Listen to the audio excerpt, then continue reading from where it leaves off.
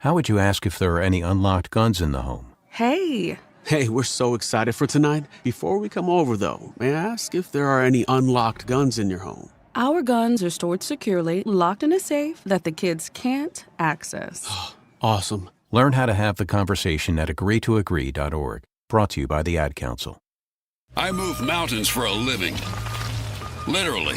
That means I don't carry hand lotion, and when it comes to serious heartburn, I don't mess around with anything but Rolaids. Rolaids' dual-active formula has calcium carbonate and magnesium hydroxide that relieves heartburn fast. Yeah, you heard right. 2 actives for that powerful relief. And the best part? The roll fits right here in my pocket, so I can get back to moving mountains. Rolaid spells powerful relief. Read each label. Use as directed. Keep out of reach of children. It's time for the madness, and your HVAC system is in a full court press. Cold mornings, warm afternoons. Your heater and AC are battling, and your system is working overtime. Don't let your comfort get knocked out. Score Brower Mechanical's Madness BOGO Special. Buy a heating maintenance and get a free AC maintenance for just $89. Call 916-352-3113. Brower Mechanical. Residential and commercial HVAC sales and service. License number 1081055. Get in the zone, AutoZone. John always listens to his truck. So when his brakes start talking, he goes to AutoZone, where a helpful AutoZoner gets him the right parts. If John has time to put them in, he borrows a kit with Loan-A-Tool. And if he doesn't, he gets a free shop referral. No hassles, just help. Everything you need, nothing you don't. Get in the zone, AutoZone. Deposit required for Loan-A-Tool. Restrictions apply. I know that hiring can be challenging. You need someone to match your role perfectly. Well, now you can meet them fast on ZipRecruiter. Build your team, build it sooner. Meet your match on ZipRecruiter. Just head to ZipRecruiter.com/free right now to try it for free. That's ZipRecruiter.com/free. Meet your match on ZipRecruiter. Try it free. Running a business takes grit, vision, and a partner who believes in your success as much as you do. At Valley Strong Credit Union, business banking is built around you. The entrepreneurs, the growers, the dreamers powering our community. Whether you need flexible checking, faster payments, or financing to take your next big step, Valley Strong brings local expertise and real relationships to every stage of your business. Because when local businesses thrive, the whole valley grows stronger. Valley Strong Credit Union. Grow your business, grow your future. ValleyStrong.com/business. Tune in every Thursday, Friday, and Saturday for the Toyota Tahoe Report with Johnny Mosley and me, Elena, bringing you the latest weather conditions up at Tahoe. Brought to you by your local Toyota dealers, Toyota. Let's go places. KHTK HD1 Sacramento, KYMX HD3 Sacramento. From the Power Business Technology Toshiba Studios. This is Sactown Sports 1140. This is the Drive, baby! The Drive Guys, Kevin Gleason and Alan Stiles. It's drive time with the Drive Guys. And it's game day. Kings and the Spurs. Alan, is Victor Wembanyama, is he the future face of the NBA? They want him to be. Future face of the NBA in town tonight. Yeah, they want him to be, and he probably will be. You know, a little bit it's just a little much, everything, right? Mm-hmm. You know, yesterday, he's just too perfect. I think that's what's bugging me. I think it's going to be more than one. There's going to be more than one face for a while. You only have a face of the NBA when you have those singular personalities and performers like Michael Jordan was the face of the NBA.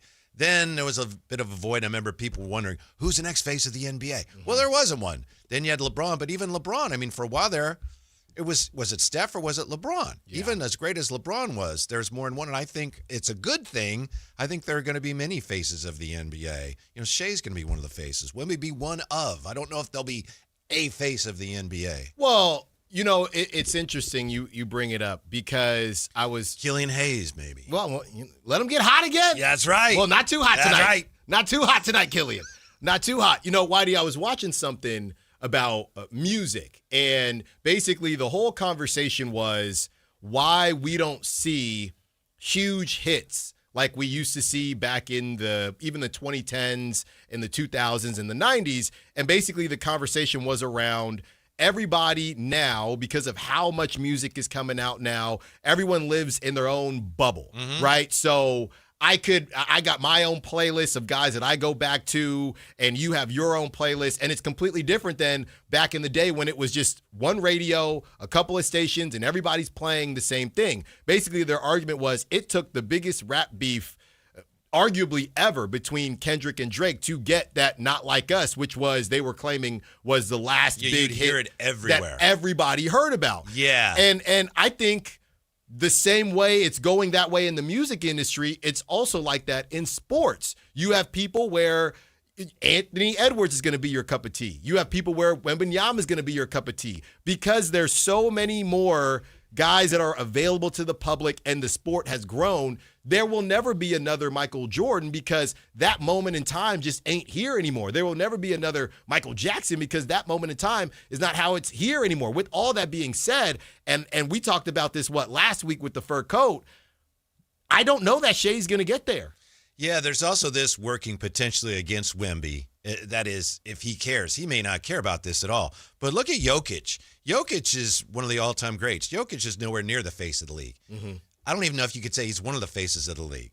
He doesn't Some of that's want to because be, he though. doesn't care. Yeah. Some of it is because I think he's not American. I'm not saying people dislike him. They just don't embrace him the same way as they might if he was, from Kentucky or Duke or somewhere. Right. Well, the thing is, everything is changing now, right? Going back in the time machine once again, it used to be, you saw Mike go to North Carolina. Yeah. You saw these guys, do at least the one and done, but then there was a 2-year. Even LeBron, I know he went straight out of high school, but you saw the story in high school. When you're coming over, or even, LaMelo's different because he didn't play in college, but we saw him from when he was a kid. And I would say the closest argument I would have is those guys from the G League Ignite, and slowly but surely they're starting to, kind of boil out because G League Ignite is gone now. But some of these guys, you think, where did this guy come from the G League Ignite? I know the Thompson twins did some overtime league, things like that. Yeah. But the idea of, I saw this dude go to college, and did you see, for example, that John Wall clip?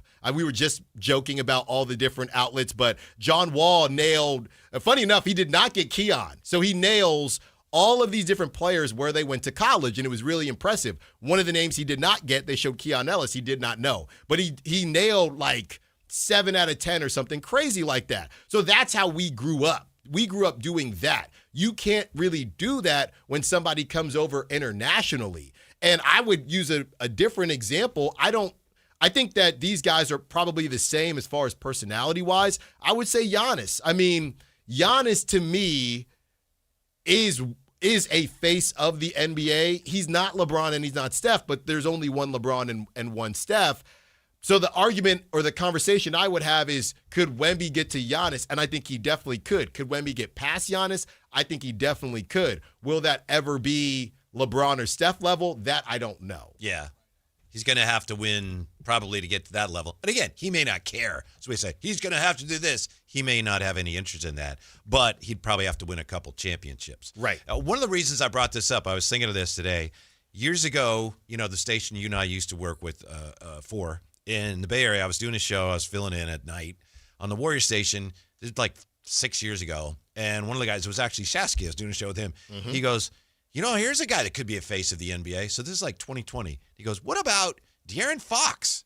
Now I know now we go, yeah, right. But at that time, right. It was kind of he's on a team that maybe is up and coming. And remember, he played piano and he was a fresh face. And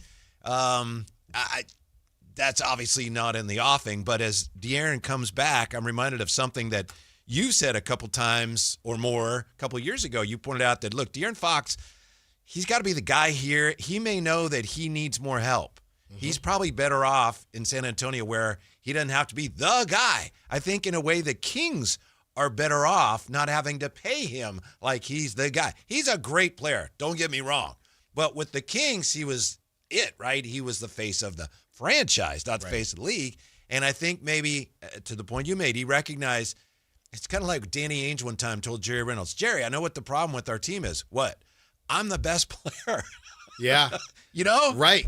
Right. And for everybody that kind of will get on me about that. De'Aaron, he had that conversation with Keegan, and it was about how most best players on these teams are wings, right? Are big wings. Now, the conversation was, well, did he think Keegan could get there? Maybe he did, but Keegan wasn't there yet, so they were going to need help, and that's the help that he never got. And now he's in a perfect situation, Whitey. He's getting paid like the guy because nobody else is due to make any money yet, but he doesn't have to be the guy. I mean, what a great situation for De'Aaron. Mm-hmm. I've never seen anyone win one of these situations the way that De'Aaron has seemingly won this. Now, it's not over yet, and maybe they don't win a championship, but it really doesn't matter because he's going to be in the playoffs year after year after year. So that's just the reality of it. Emmadrock here in the chat. Bling, bling, Alan. Fresh cut. Now the bling. You're just flexing now. That's right. I told y'all it's my week. It's my week, so I'm enjoying it. You're starting to get sweaty. Are you okay? What happened? You're not usually like that. Warm. We're doing the show and I'm looking. I'm warm, man. Man, is he all right? No, I'm okay. To be honest, I did run, this is the first time in a very long time, I did run 4 miles today. Normally. How long ago was that? It was this morning. I've been with you the last, hour or so, and all of a sudden you're breaking out. Well, it's warm in here. You sweat. It's warm in here. We were having fun with Matt and Kayla. I was giving everyone a hard time, and now I don't worry. The air will crank up in about an hour. I'll be cold again. Cash Money says, Whitey is correct. The NBA secretly wants an American player to be the face. Mike, Kobe, LeBron. I don't even know if it's a secret.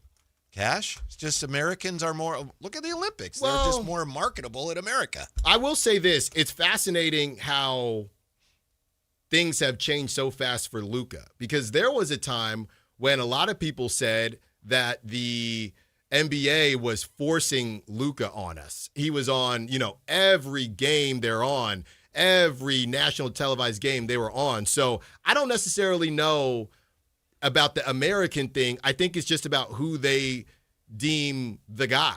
And at that time, Luka was the guy. You pick up a light beer after winning the Western Conference Finals, and all of a sudden, you're not the guy anymore. But I don't know. I think they would I could meet you in the middle.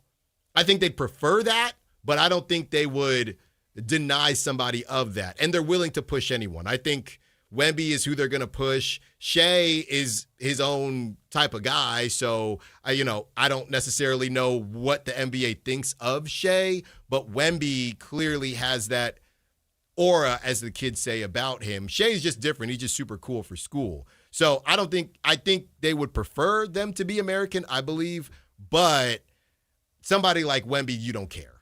I don't think you care. I'm reminded of the way Commissioner Stern helped revive the NBA. One of the ways he did it was, and he did many, many things, not to oversimplify it, but he really emphasized the star power of the individuals. Mm-hmm. The NBA became about Michael against Magic or whoever it was. Even before that, of course, Bird against Magic.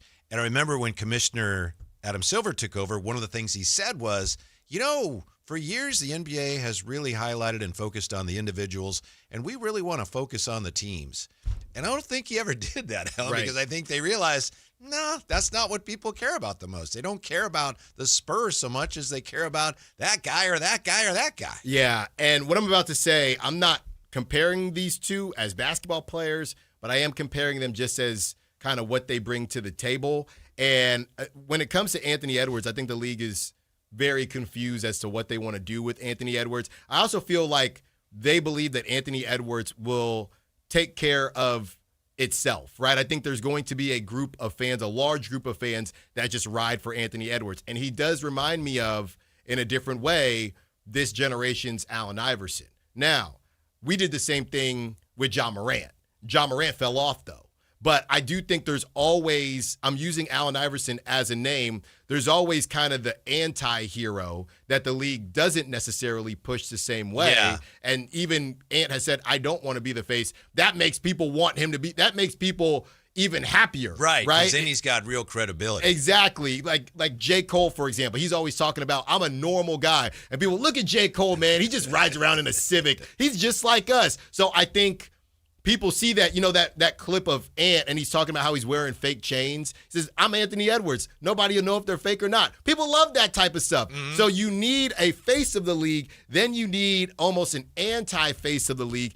Villain, I don't know if villain is the right term because I don't know that Ant is a villain. He's a very happy, or seems to be a very happy-go-lucky guy, but just kind of the anti-face of the league. Yeah, there's anti-heroes aren't necessarily villains. Exactly. Yeah, and he's definitely that. Like, he's really popular, and the league is trying to promote him, but he's like, I don't care what you're doing. Right. I'm going to be me and watch. I'll be popular no matter what you do. And Gen Zers, they love that. Is that so? Yeah. Oh, yeah. I mean, I would assume so. They love, hey, he's not trying to be cool. That makes him cooler. What do you think the Kings' future looks like right now compared to what it looked like 1 year ago? There's a lot we don't know yet. Obviously, some really important questions that have to be answered in the short term and the long term. So it's not clear. It's certainly not clear, but you go back to a year ago, look how differently everything appeared. The Kings were still dealing with the fallout from the Fox trade, but at the same time, they were gearing up for what they hoped would be a playoff run. Yeah. So,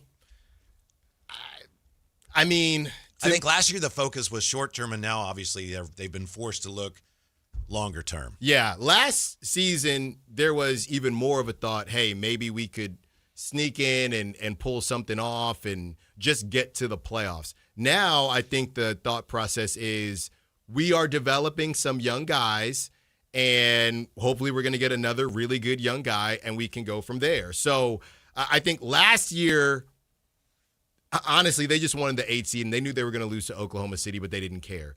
This year, obviously, they're not in the mix at all. They're more so preparing for the future, and is there going to be anybody that can accelerate this process? Because honestly, Whitey, I know we talked a lot about it yesterday. I don't know if the Kings truly know how they want to go about trying to move the vets this summer. I think a lot hinges on who they get in the draft, which is funny. Future face of the league, the Kings' Cam Boozer from the 925. Hey, I hope so. I hope so. You better hope he drops to 8. I'm just kidding. Look, I'm just doing the anti-jinx, Whitey, the reverse jinx now. That's what I'm trying to do. The reverse jinx won't work, though, because they're reverse tanking, so it cancels it out. 2 negatives equal a positive. And Russ is off the injured list, right? He was as of yesterday. And as you pointed out, he's got Steve Nash in his sights. Oh, he's hunting. Yeah. He's hunting tonight. Hey, Schmal and Miles, you know what to do because he's hunting tonight.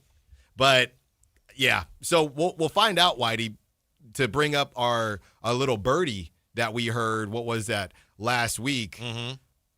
As of right now, that was not correct. As of right now, these guys are just going to continue doing what they're doing. As of right now. Maybe something will pop up, but I'm looking here, Whitey.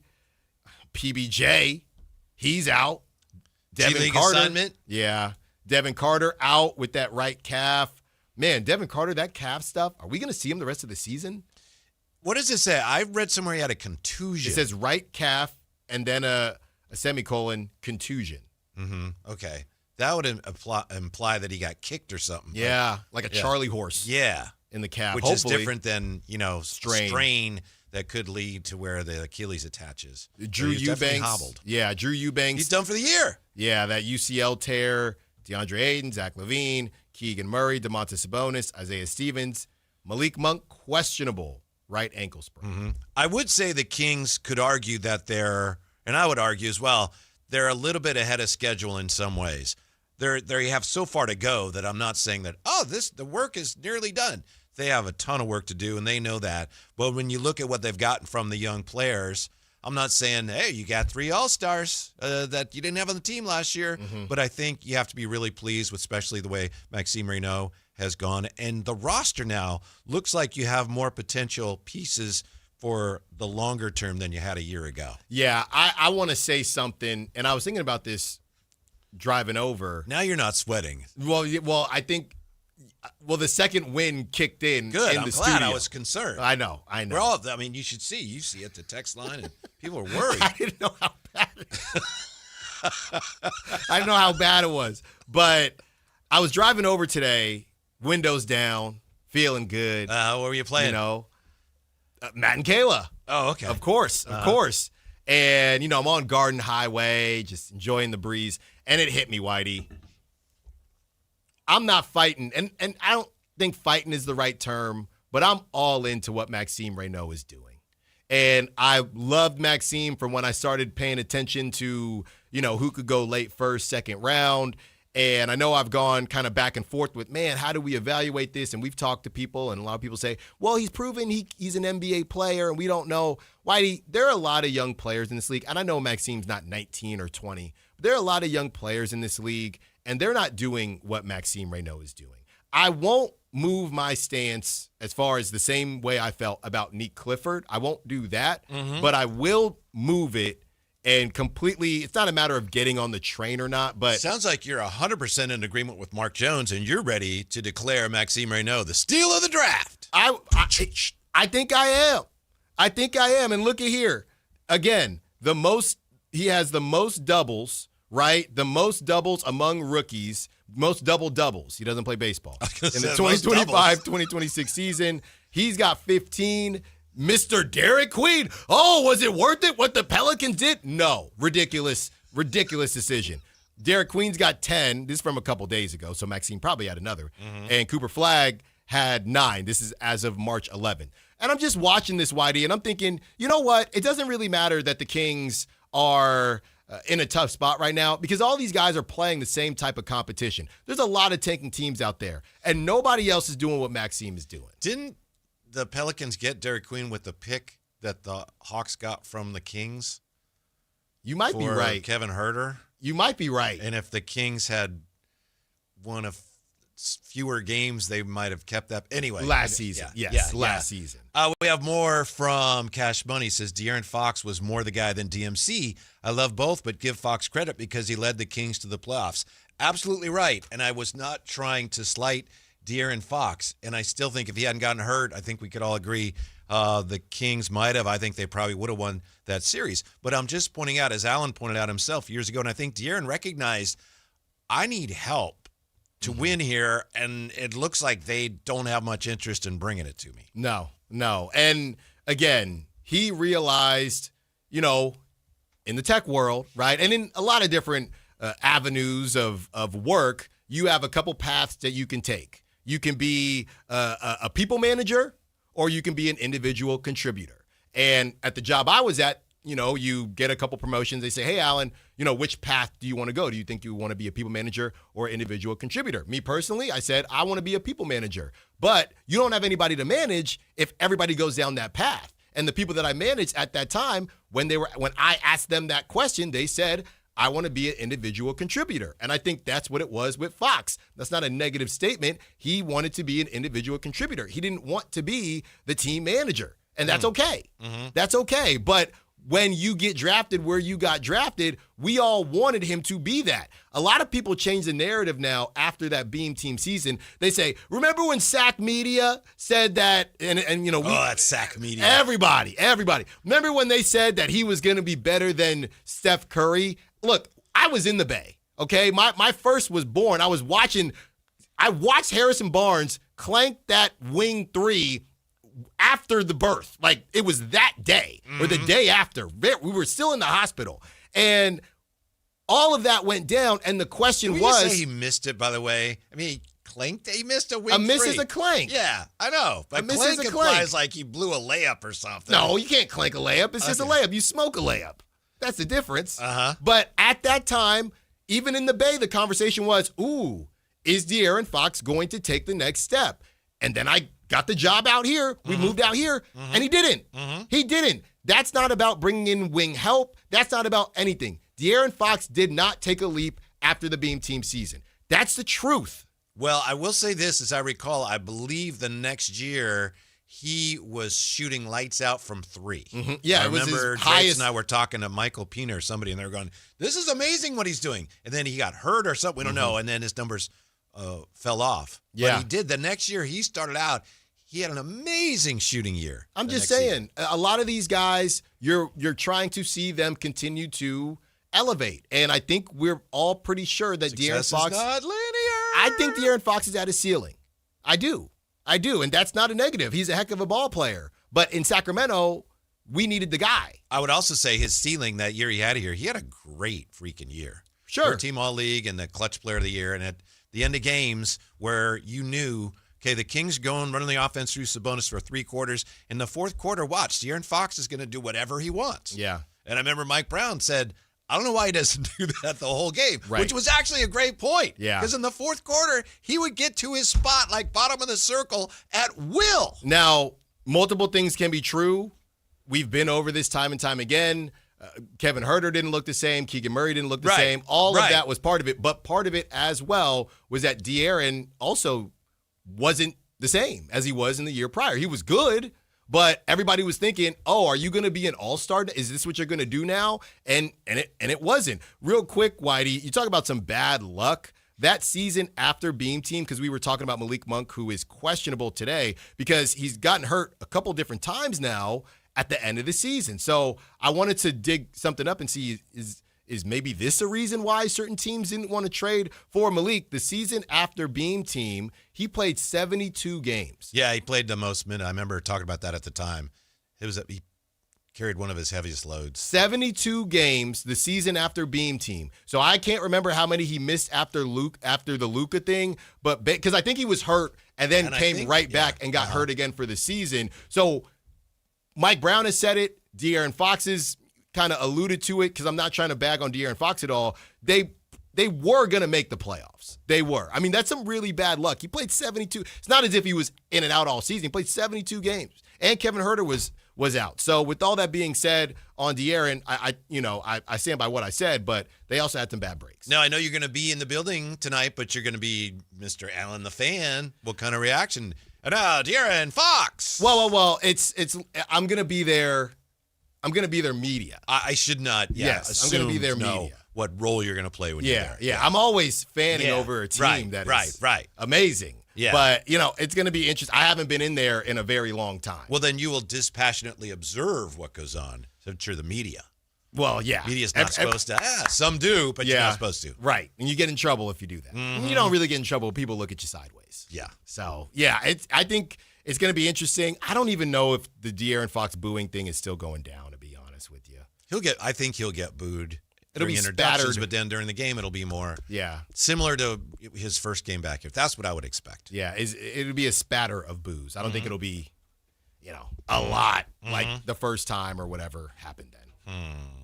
Kings had an opportunity when they sent him on his way, and I think they missed it in a number of ways. We'll look more closely at that as we roll on here. But when we come back, Steve Lapis is going to join us, former big-time college basketball coach, CBS Sports college basketball analyst, because the madness is upon us, and Steve Lapis will help you navigate to set up your bracket as best as possible next on Sactown Sports. Think you got the perfect bracket? Prove it. Enter the Sactown Sports 1140 Basketball Mayhem Bracket Challenge for a shot at $1 million. It's free and open to fans nationwide, so lock in your picks now at SactownSports.com/contest. Powered by Power Business Technology. Cashback is not available on gas in New Jersey and Wisconsin. Couponing. Wow, you didn't strike me as the coupon type. Just trying to stay ahead of inflation. Gas, groceries, everything. It's all more expensive. I need to save wherever I can. Have you tried Upside yet? Upside? What's that? It's a free app that I use that pays cash back for every gallon of gas I buy. You've got to buy gas to get around anyway. Might as well get paid for it. Come on, does that really add up to anything? I've already made around $200. The extra cash helped pay down my bills, and I even had a little extra left to treat myself. And the Upside app is free? Totally free, and the cash back is real. You can transfer the cash right to your bank account. I'm downloading Upside right now. Download the free Upside app now to earn cash back every time you buy gas. Use promo code ENJOY to get an extra 25 cents per gallon on your first tank. You can cash out anytime right to your bank, to PayPal, or a gift card for Amazon and other brands. Just download the free Upside app and use promo code ENJOY for a 25 cents per gallon bonus on your first tank. That's code ENJOY for a 25 cents per gallon bonus. At Power Business Technology, we're not another big box corporation. We're your neighbors, locally own and operated. We know what businesses like yours need. From reliable printers to high-performance copiers, we'll help you find the right solution with personal service you just can't get online. Need setup or support? We're just down the road and always happy to help. Power Business Technology, family hometown service with big-time solutions. Contact us today for all your business printing needs at 844-POWER-BZ. That's 844-769-3729 or visit us at powercopiers.com. Saturday, March 21st, history hits the gas. The 77th season opener at Stockton 99 Speedway. Tribute to Norman David. Gates open at 5 p.m. Get your tickets now at Stockton99.com.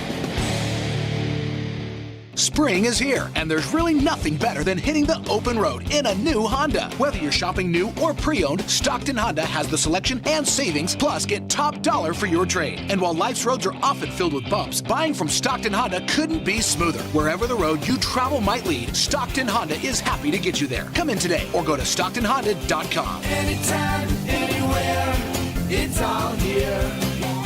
StocktonHonda.com. If you're serious about your golf game, then you need to know about Total Game Fitting at the Hagen Oaks Golf Super Shop. Whether it's the TrackMan-powered Player Performance Studio for your best fit clubs, or the cutting-edge technology putter fitting studio, or the free Ballnamic ball fitter and 3D foot scanner, the Hagen Oaks Golf Super Shop offers you total game fitting from head to toe with equipment and apparel. Find your advantage at the Hagen Oaks Golf Super Shop with the latest offering of new golf products in Northern California. Fulton Avenue at the Cap City Freeway. Card collectors know there's nothing as special as a rare one-of-one card. And now you can hear a very rare one-of-a-kind sports card show right here on Sactown Sports. Whitey Gleason here inviting you to join me and Mr. True Sports Cards himself, Imran Pilati, for the True Sports Card Show every Saturday morning at 10 on Sactown Sports. It's the only sports card radio show in the nation. For all your hobby needs, get to True Sports Cards, 6661 Stanford Ranch Road in Rockland. And for hobby, insight, and fun, join us for the True Sports Card Show Saturday mornings at 10 on Sactown Sports. It's time for the madness, and your HVAC system is in a full court press. Cold mornings, warm afternoons. Your heater and AC are battling, and your system is working overtime. Don't let your comfort get knocked out. Score Brower Mechanical's Madness BOGO Special. Buy a heating maintenance and get a free AC maintenance for just $89. Call 916-352-3113. Brower Mechanical. Residential and commercial HVAC sales and service. License number 1081055.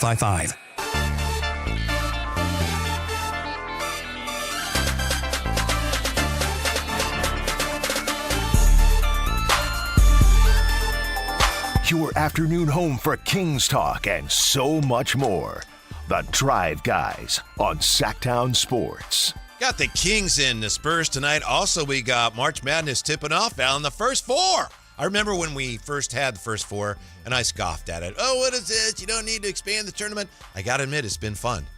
It is fun. Yeah. Good way to start the tournament. Well, here's the thing. It's fun when it's, kind of the lesser known schools. It's not fun to me if it's two big schools that just didn't play really well in the contest. We've got one of each matchup tonight. Nice enough to join us with more on all that. Former men's head basketball coach at Manhattan, Villanova, and UMass, CBS Sports college basketball analyst Steve Lappas. Coach, how are you tonight? I'm doing great. How are you guys doing? We're doing fine. Thank you very much for your time. Fans always looking for upsets. As you know, last year, all four top seeds advanced to the Final Four for only the second time. Is it possible, Coach, that the tournament is becoming a little easier to predict in the NIL era?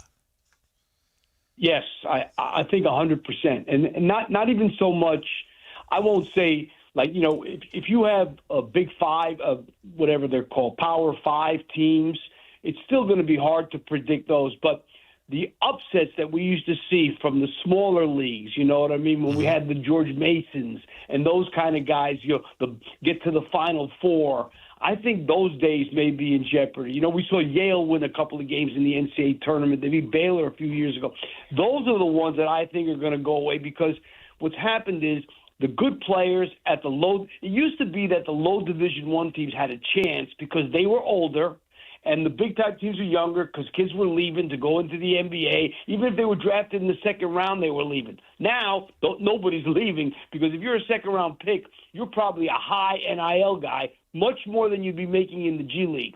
So those kids are all staying, and the big schools have the money. They're paying the mid-major stars to come to their place and become stars there. So I'm a little concerned that the mid-majors are getting younger and the haves are getting older, which is really bad because the only way you had a chance before was to be older while they were younger.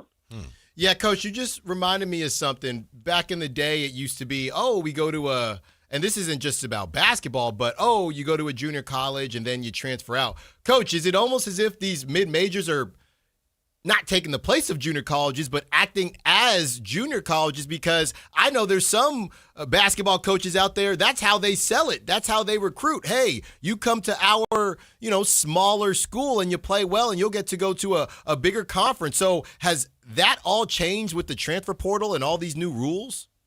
Well, yeah, absolutely. We'll put it this way. When I was coaching, the biggest thing was to go out and, sign high school kids. And the biggest day of the year was the early signing period in November. That was what we all worked for and waited for. Now, the most important time of the year is May and June after the season's over and looking into the transfer portal. High school kids, obviously the great high school kids are still getting recruited, no doubt. But most people would rather, let's face it, you look at all these teams, you look at a team like Virginia, for example, that's number 9 in the country. Not one of those guys was on that team last year. Not one. And a bunch of them, one came from Toledo, one came from North Dakota State. They're coming from the mid-majors. So what people are doing is they're recruiting. They're not looking at high school guys. They'd rather get a guy that they've seen play in the college level that we don't really – now, you still have to project because of a kid played at Toledo and he's going to play at Virginia. He's obviously got to be projected to be a higher-level player than he was at Toledo. But what happens with these kids is they play 2 years, they play a lot of minutes, they get better, and then all of a sudden they can play at the high level. So that's what's happening nowadays, no doubt. Steve Lapis, nice enough to join us. CBS Sports college basketball analyst. He is a coach turned programs around at Manhattan, Villanova, and UMass. Coach, you mentioned projecting here. A lot of Kings fans with the Kings in position here to make a pretty good draft pick. A lot of Kings fans are following the tournament as closely as ever. Is Darren Peterson the player with the most to prove in the tournament? And who do you think might be the first player taken in the draft? I'll tell you, this is the hardest year to predict because it's the best freshman class we've ever seen. And, the numbers bear it out. There are 35, I believe, freshmen in the country averaging over 15 points a game. The most before that was like 18. We have 10 freshmen that are leading scorers on teams that were in the top 25. We've never had that. Wow. So I think it depends on what you want and what you need. Now, Darren Peterson, I totally agree with you, has a lot to prove because of the ups and downs that he's had with I'm playing, I'm not playing, I'm injured, I'm not injured. So I think there's probably a lot of questions on him, even though probably coming into the season he was considered the best of all. Now, you got A.J. DeBonza, you got Cam Boozer. But, the guys that have come on really, like, look at Darius Acuff. If you need a guard, why wouldn't you make him the first pick in the draft? So I think it depends if you need a point guard. So it depends on what you need. This is a year, a lot of times when the NBA draft comes around, there's 3 really good players, and somebody will say, well, I'm going to take the best player of all of them and see what happens. I think there are so many this year that you really can draft a great freshman by need because there's kind of a little bit of everything there. So, who knows who's going to be the first pick? What do the Kings need? I'm not really up on the Kings that much. I grew up in New York City. I'm a Knicks fan. But, depending on what they need, that's going to tell you who they're going to pick because you got a little bit of everything in this draft. Mm-hmm. Well, that's good. They need a little bit of everything, so that could work out.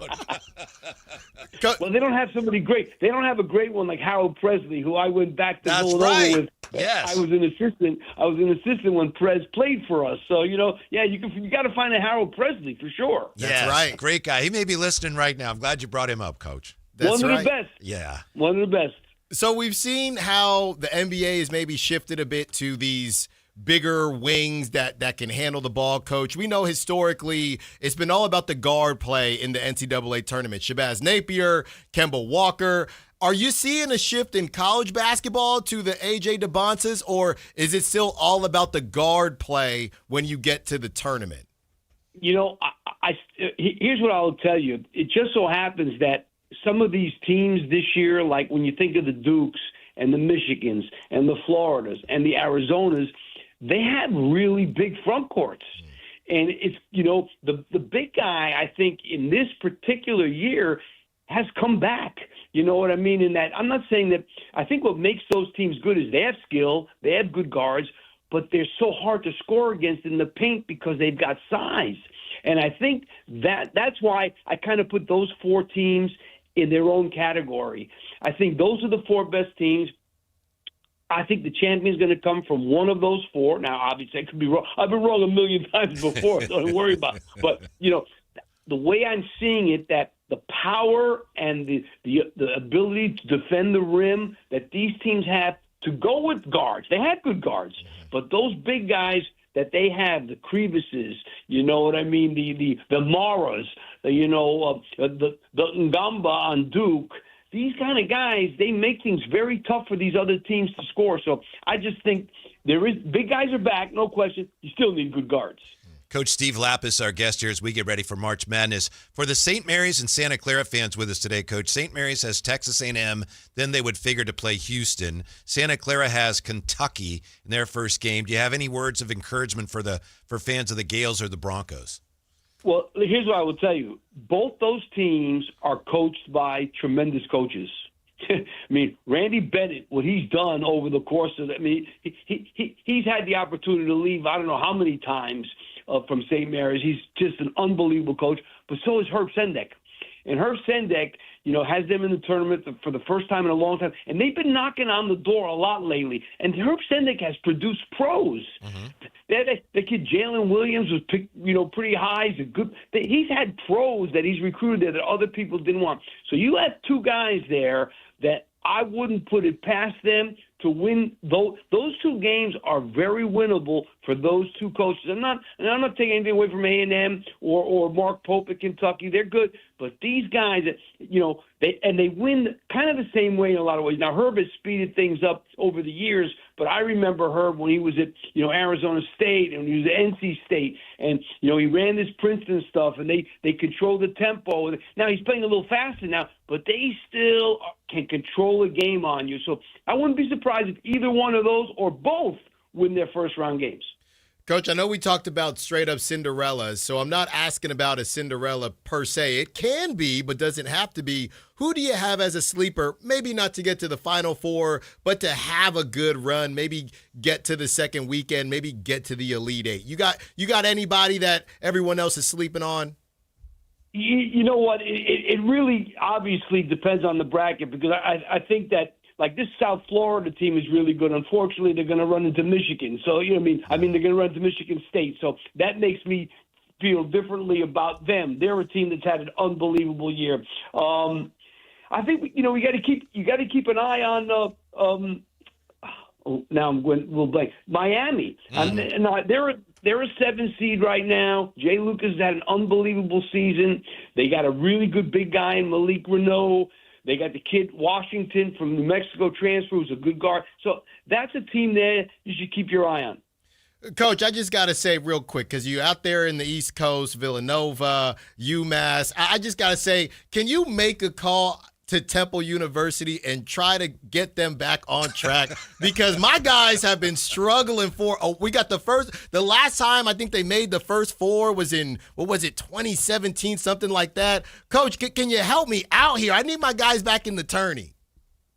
Here's the problem with Temple, and I'm not trying to come down on the administration or anything, but the American's a good league. It's not a good fit for them. Yeah. You know what I mean? Playing Tulsa, these are good schools. Tulsa's a good basketball program. Playing South Florida, you know what I mean? It's not, when they were in they did it for football. I get it. That's how it works. But when they were in the Atlantic 10, when John Chaney was there, it was a better fit. You were playing St. Joe's, you were playing Rhode Island, you were playing the teams in the East, and and it just was a better fit. And I think right now, and Adam Fisher's done a great job. He's done a great job. He really has. But it's a tough sell there, and the interest isn't there to get people into the arena. You know what I mean? Like Temple fans, they'll come if Temple's playing, VCU, they'll come. Yeah. If Temple's playing Tulsa, who's really good, they almost got in a large bid this year. They were good. They're not coming. Yeah. So I think that's what hurts. That's what hurts Temple. And Adam Fisher, I think, is doing about as good a job as you can. All right, Coach. One more and we'll let you go. We appreciate your time, as I said. I know that you coached some big games, you won the NIT, you've been in the tournament, and sometimes a coach has to show that he can keep his cool even when he's feeling the heat. Now, Alan, our partner today, for some reason it's warm here. He's sweating like a mule, Coach, and he doesn't usually do that. And people on YouTube are starting to comment, how do you stay cool even though you're starting to, you're sweating, but you don't want people to know? How do you handle that? You know what? It wasn't one of my strengths, so you're probably asking the wrong guy there. I was one of these guys who ran up and down that sideline. I probably put 50 miles on my legs during. That's probably why I have bad knees and bad ankles now. Not from playing ball when I was a kid in New York City, but from running around the sideline. So I might not be the right guy to ask. All right. Well, we appreciate your insight. Thank you, Coach. Enjoy the tournament, and we'll talk to you soon. You got it. Take care. Okay. I was trying to help you out. Thanks, Whitey. He was the wrong guy to ask. I'm good. I'm good now. That's on me. I'm good now. That's on me. I think you are. Well, I'm Jim's getting another so wave. often. I'm getting I another know. wave. That's it. Oh, he's good. Oh, no, I don't know. Get another wave. I need some more water. Uh-huh. Mm-hmm. Yeah, we got listeners and we got the glistener over there. Oh, that's a good, yeah. Glowing right now. I'm glowing. You're just excited. I am. Nothing wrong with that. Wow. Yeah. Mm-hmm. By the way, coming up top of the hour, you may have heard me promote this yesterday.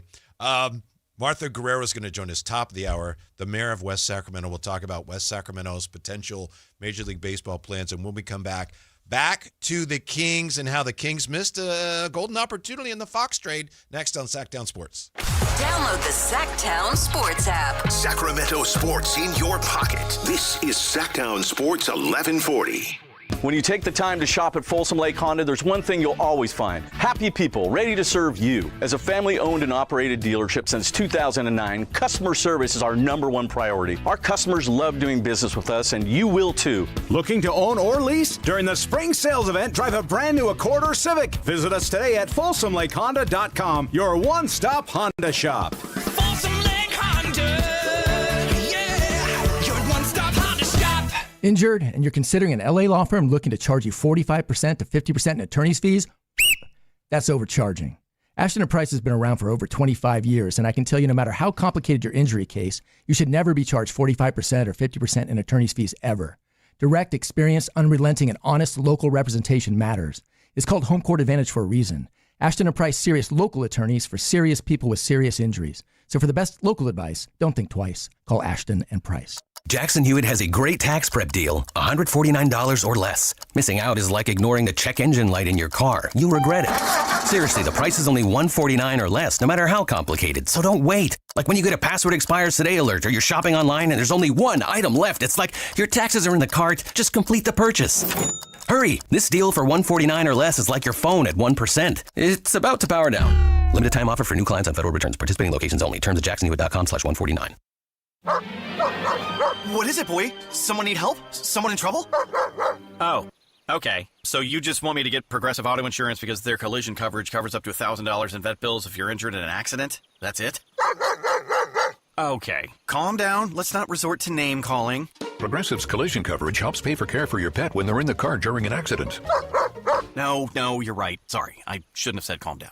Progressive Casualty Insurance Company and Affiliates. Coverage included with purchase of collision coverage and subject to policy terms. If you owe back taxes, listen carefully to rule number 1. Never go up against the IRS alone. They're cracking down, freezing bank accounts, garnishing paychecks, canceling passports. Even your home or business could be at risk. But here's what they don't tell you. The IRS has powerful tax relief programs that could save you thousands if you qualify. That's why smart people call Optima Tax Relief, America's #1 tax resolution firm. Nobody knows these programs programs like the experts at Optima. Their team of tax attorneys and licensed professionals have resolved over $2 billion in tax debt for people just like you. The IRS is not stopping, so don't wait and don't take them on alone. For tax help you need, for tax help you can trust, call Optima today for a free consultation. Call 800-343-6460. 800-343-6460. 800-343-6460.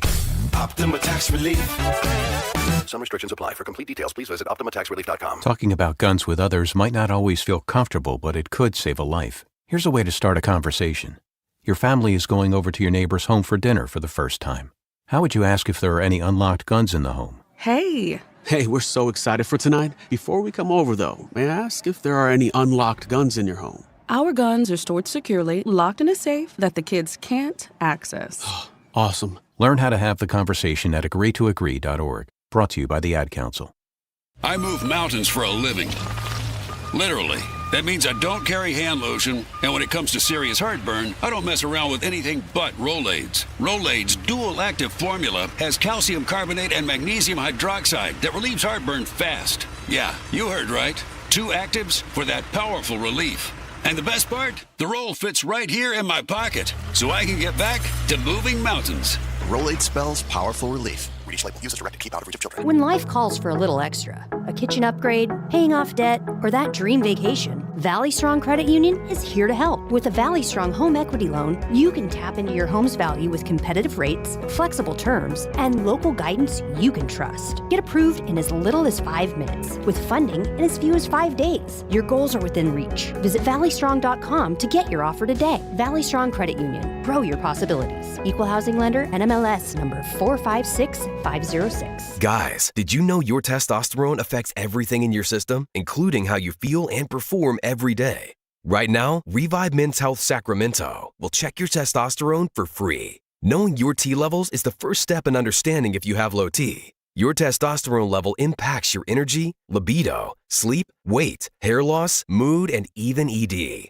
Maintaining an appropriate T level can change your whole life. Most men start to see changes in their hormone levels in their 30s. Experience and results matter. So what are you waiting for? Get your T levels checked today by local, experienced, and trusted men's health experts. They've helped thousands of men since 2011. They're so confident they can help you, they even guarantee it. Call Revive today and schedule your free testosterone test, free exam, and free consultation. Call Revive Men's Health at 916-277-8599. That's 916-277-8599. Or visit ReviveMen'sHealth.com.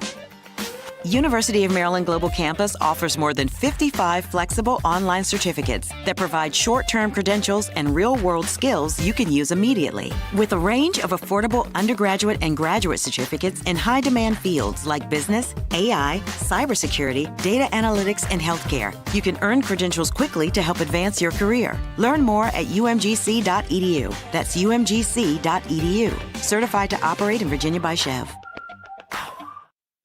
You've got a big day, so you use Unstoppable Scent Boosters to give your laundry non-stop freshness. So no matter how long the day goes, you can't stop this power, this walk, this pose, this strut, this look, this talk. Your clothes will be so fresh you can confidently strut into that end of the day meeting like a bosses. Let's talk business in my office. Add new Unstoppable beads to your wash for 24-hour non-stop freshness, so you can smell unstoppable.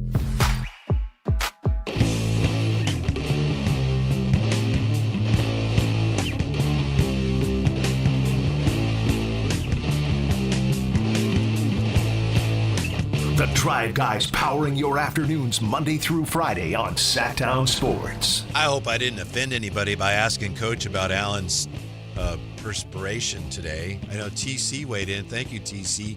Why does everybody get bent out of shape when somebody is sweating? Some people sweat more than others. Sometimes it's just in your genes.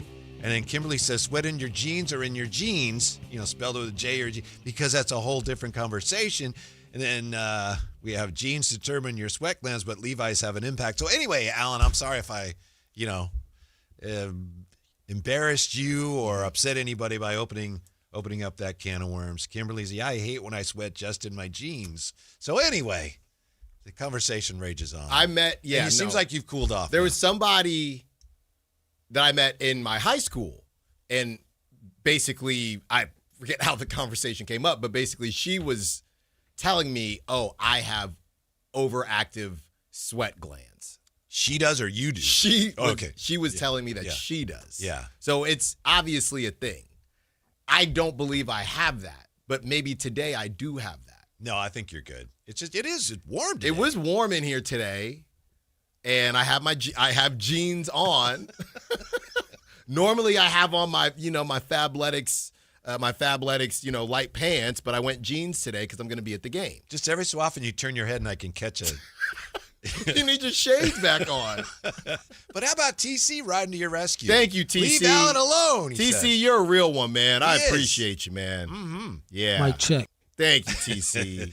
Did you hear that it's so warm even in Arizona? In Arizona, it's always warm. That's why they have spring training there. They're moving some of the spring training games tonight. I saw that. Because it's even hotter than it usually is in Arizona. Yeah. Jay, I'm curious because I'm just going to assume you played some type of travel ball or wherever in Arizona. What was your take on playing in Peoria? Wood Bat League, Peoria. Jay, that's where I was. Look, Oklahoma State, they called me. Yeah. Okay.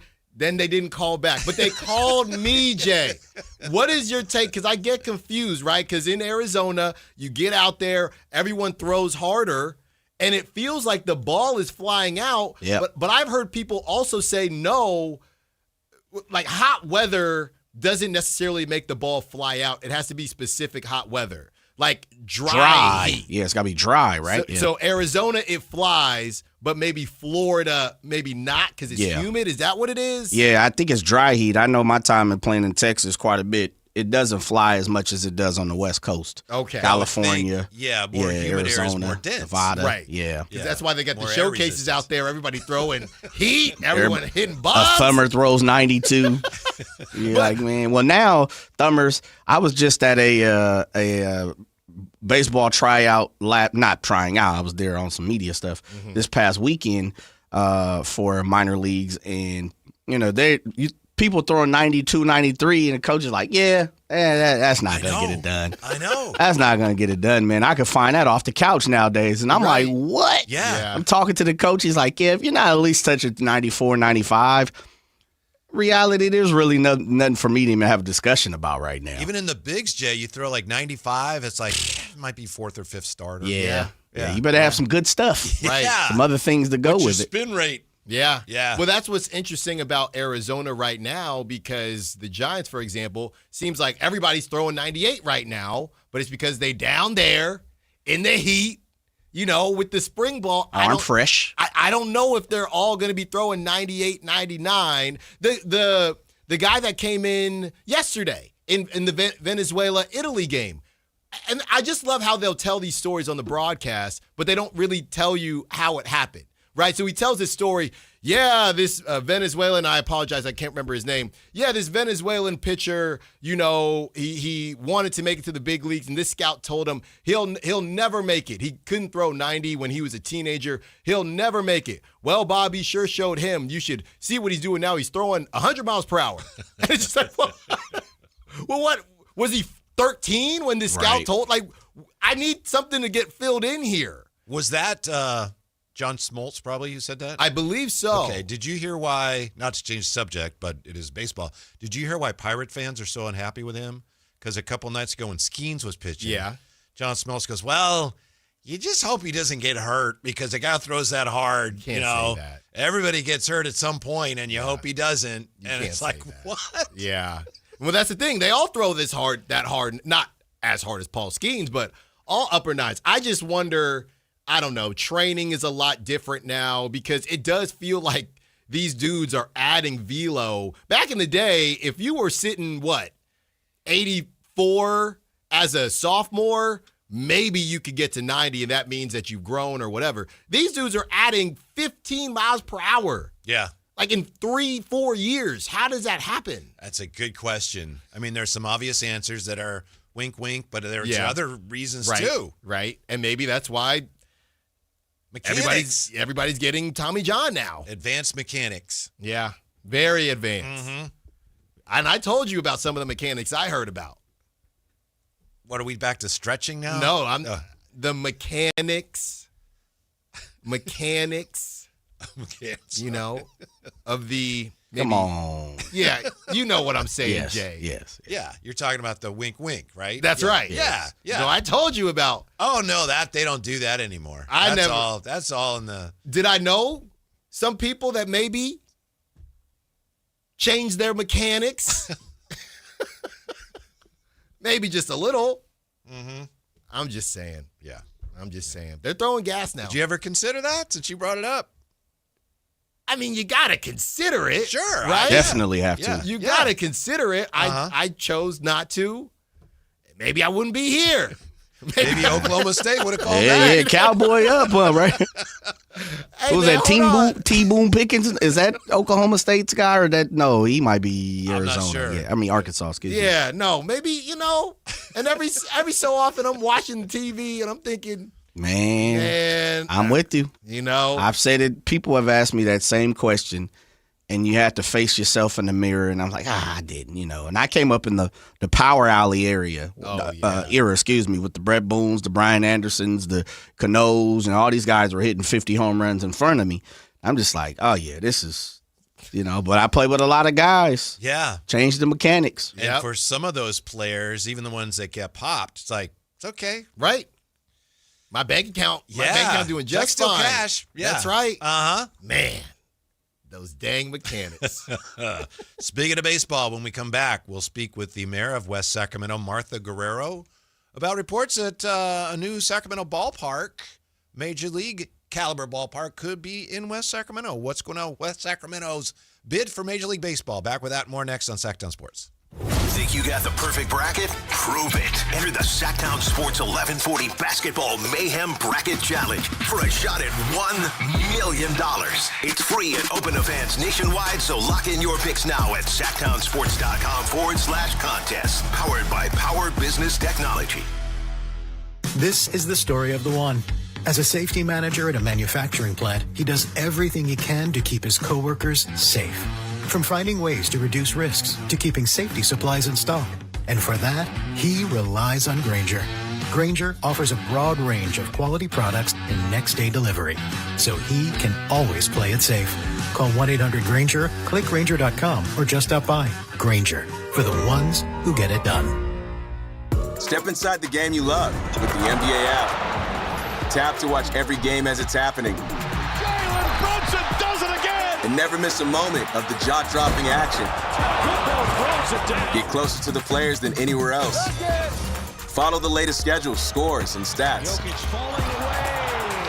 Keep up with every story from across the league.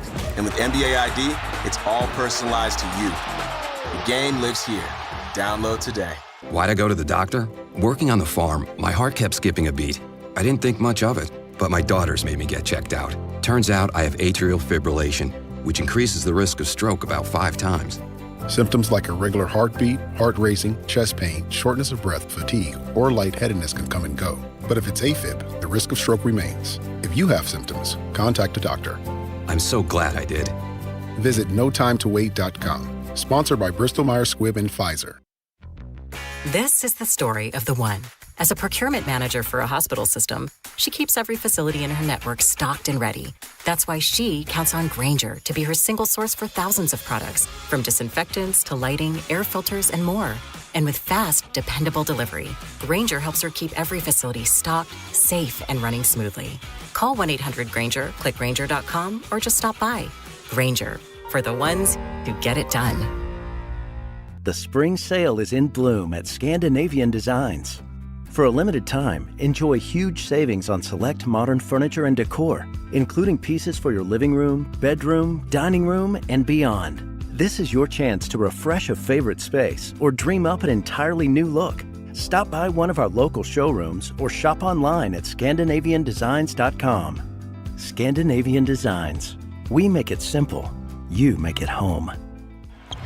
It's time for the madness, and your HVAC system is in a full court press. Cold mornings, warm afternoons, your heater and AC are battling, and your system is working overtime. Don't let your comfort get knocked out. Score Brower Mechanical's Madness BOGO special. Buy a heating maintenance and get a free AC maintenance for just $89. Call 916-352-3113. Brower Mechanical. Residential and commercial HVAC sales and service. License number 1081055. The Subaru Spring Service Event is on at Nada Subaru. Visit NadaSubaru.com to see special savings on tires, brakes, oil changes, and more. Find everything you need to make your Subaru ready for the adventures ahead. Don't miss the Nada Subaru Spring Service Event. Factory-trained technicians, genuine Subaru parts, everything your Subaru needs, all at very competitive prices. Conveniently located off Business 80 between Fulton and Watt. See our specials or schedule service at NadaSubaru.com. Love every mile. If you're serious about your golf game, then you need to know about Total Game Fitting at the Hagen Oaks Golf Super Shop. Whether it's the TrackMan-powered player performance studio for your best fit clubs, or the cutting-edge technology putter fitting studio, or the free Ballnamic ball fitter and 3D foot scanner, the Hagen Oaks Golf Super Shop offers you total game fitting from head to toe with equipment and apparel. Find your advantage at the Hagen Oaks Golf Super Shop with the latest offering of new golf products in Northern California. Fulton Avenue at the Cap City Freeway. KHTK HD1 Sacramento, KYMX HD3 Sacramento. From the Power Business Technology Toshiba Studios. This is Sactown Sports 1140.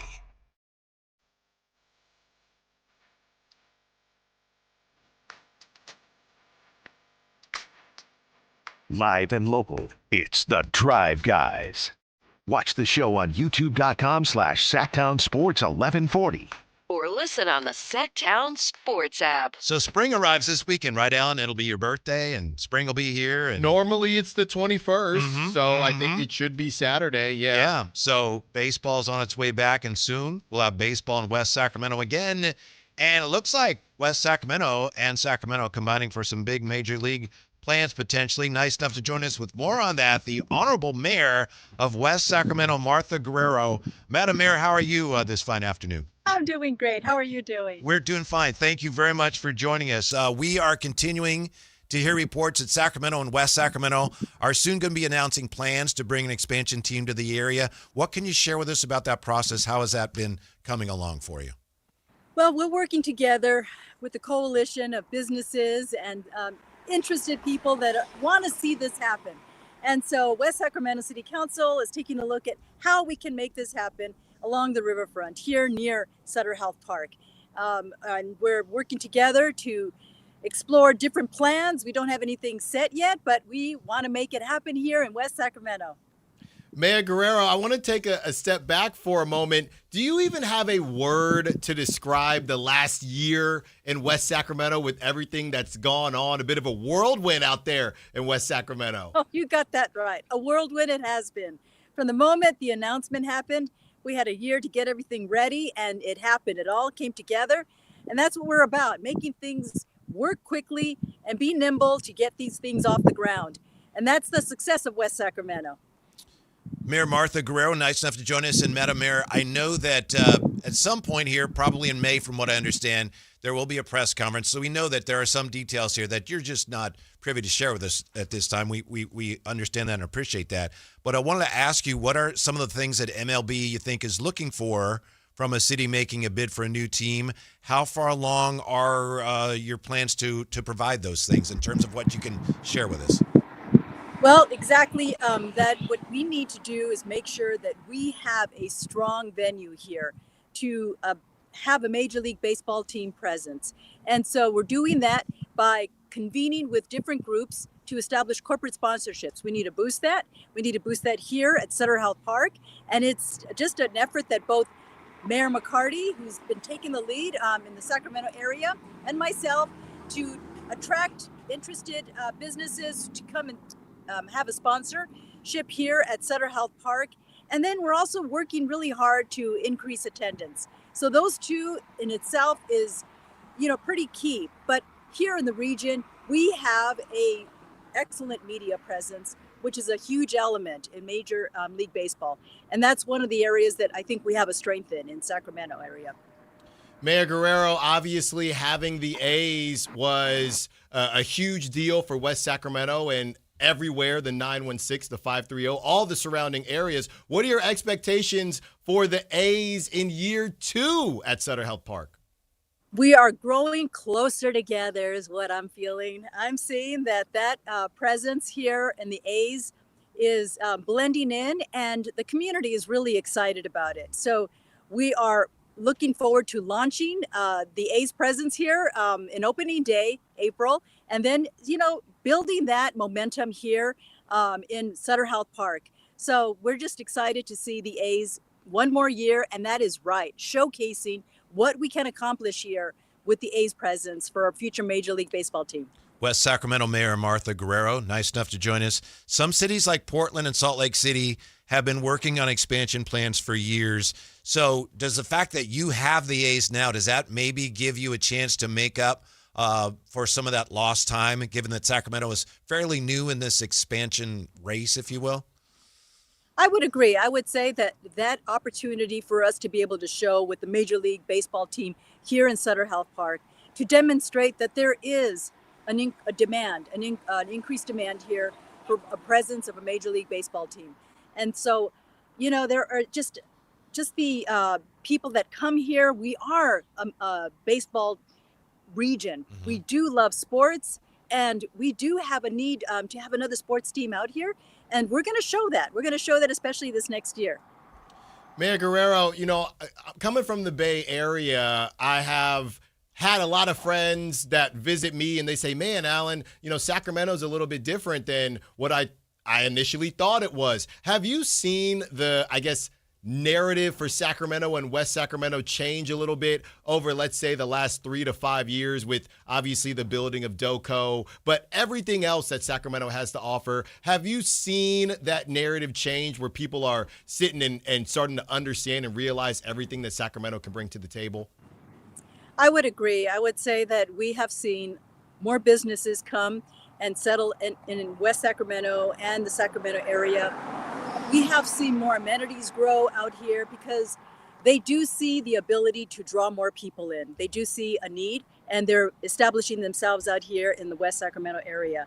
And so the Boulevard, Birdies, those are two, big amenity as far as entertainment and dining options. And so we also will be having more housing along the riverfront. They looked out outside of other cities, meaning outside of West Sacramento, outside of Sacramento as Wixon and Davis. West Sacramento jumping in with Sacramento as the mayor of West Sacramento. Have you thought about trying to extend out to Dixon and places like that are in Yolo County as well to kind of get them to jump on board? We are, and that's what we're going to launch in the planning of the May event. Is we are going to come in as a major region, bringing in all the cities and counties in partnership for this process. So I know that they're all on board, and through that press conference we're going to have, you'll see it happen. Madam Mayor, I know you've touched on this already here during our conversation, but what has having the A's in the area already done for West Sacramento businesses and citizens, and in your view, the region at large? Well, what it has provided is more revenue to the city of West Sacramento. We are also looking to see how we can continue to do more marketing for our businesses here. They see an uptick, but they want to see more. And I agree. I think we need to do more as far as marketing on the beautiful things that we're doing. And West Sacramento, our folks in our administration has been doing some promotions, and we're going to continue to do more as we prepare for opening day. I know that there was a fallout between the Oakland A's, they were the Oakland A's, obviously the A's and MLB and the city of Oakland, and that's water under the Old Bay Bridge. But I'm just wondering how would you characterize the relationship that you, your city, and the city of Sacramento have had with the Oakland A's and MLB to this point? Well, I would say it's been a positive relationship. I've been able to work very collaboratively with John Fisher and the Kings owners, who are owners of Sutter Health Park. We've had a very good, tight working relationship for the success of the entire region. And that's, I think, some of the ingredients that we see as successful. And Mayor McCarty, he loves baseball and has been a great partner in looking at this expansion team option. Mayor, I haven't made it out to the boulevard yet, but I've seen a lot of promotion for it. I want to get out there.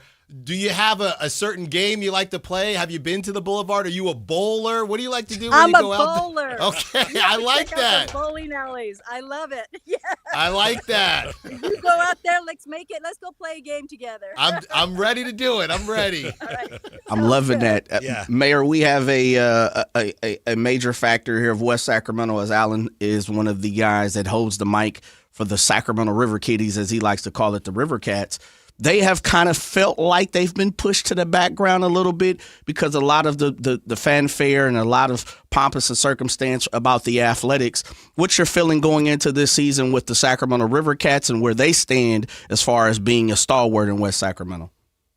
We'd like to see the River Cats succeed just as well. And we want to make sure that the River Cats are involved in the sponsorships because it is a shared partnership here at Sutter Health Park. So we're cheering for both of them to be successful in that process.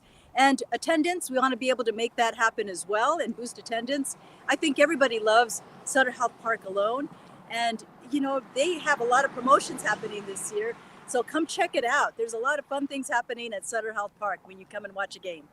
Can I follow up on that? Because that was something that I was going to ask you about, Mayor, is I remember Sutter Health Park having the rib cook-off, concerts there at one point in time when it first kind of got jumping off. It feels like we've kind of lost that a little bit with Sutter Health Park. Is that going to be, are we going to be able to see those type events, concerts? Is this going to turn into a bigger venue? I think what we're, like, for example, Savannah Bananas was one of those that I think were, you know, put off for a year, but they're coming back this Saturday. So it's, I think we've seen some opportunity open up, and we'll see what the Kings owners decide as far as when the Sutter Health Park is available for those opportunities. All right, Madam Mayor, I know you have better things to do here, and we appreciate your time, but I did want to ask you before we let you go, as I was getting ready for this conversation, I noticed pictures of you and Mayor McCarty of Sacramento. Looked like you were getting ready to throw out the first pitch at a game last year, and I know you've been, you know, in politics a long time. For all I know, you've done that many times, but what was that experience like for you?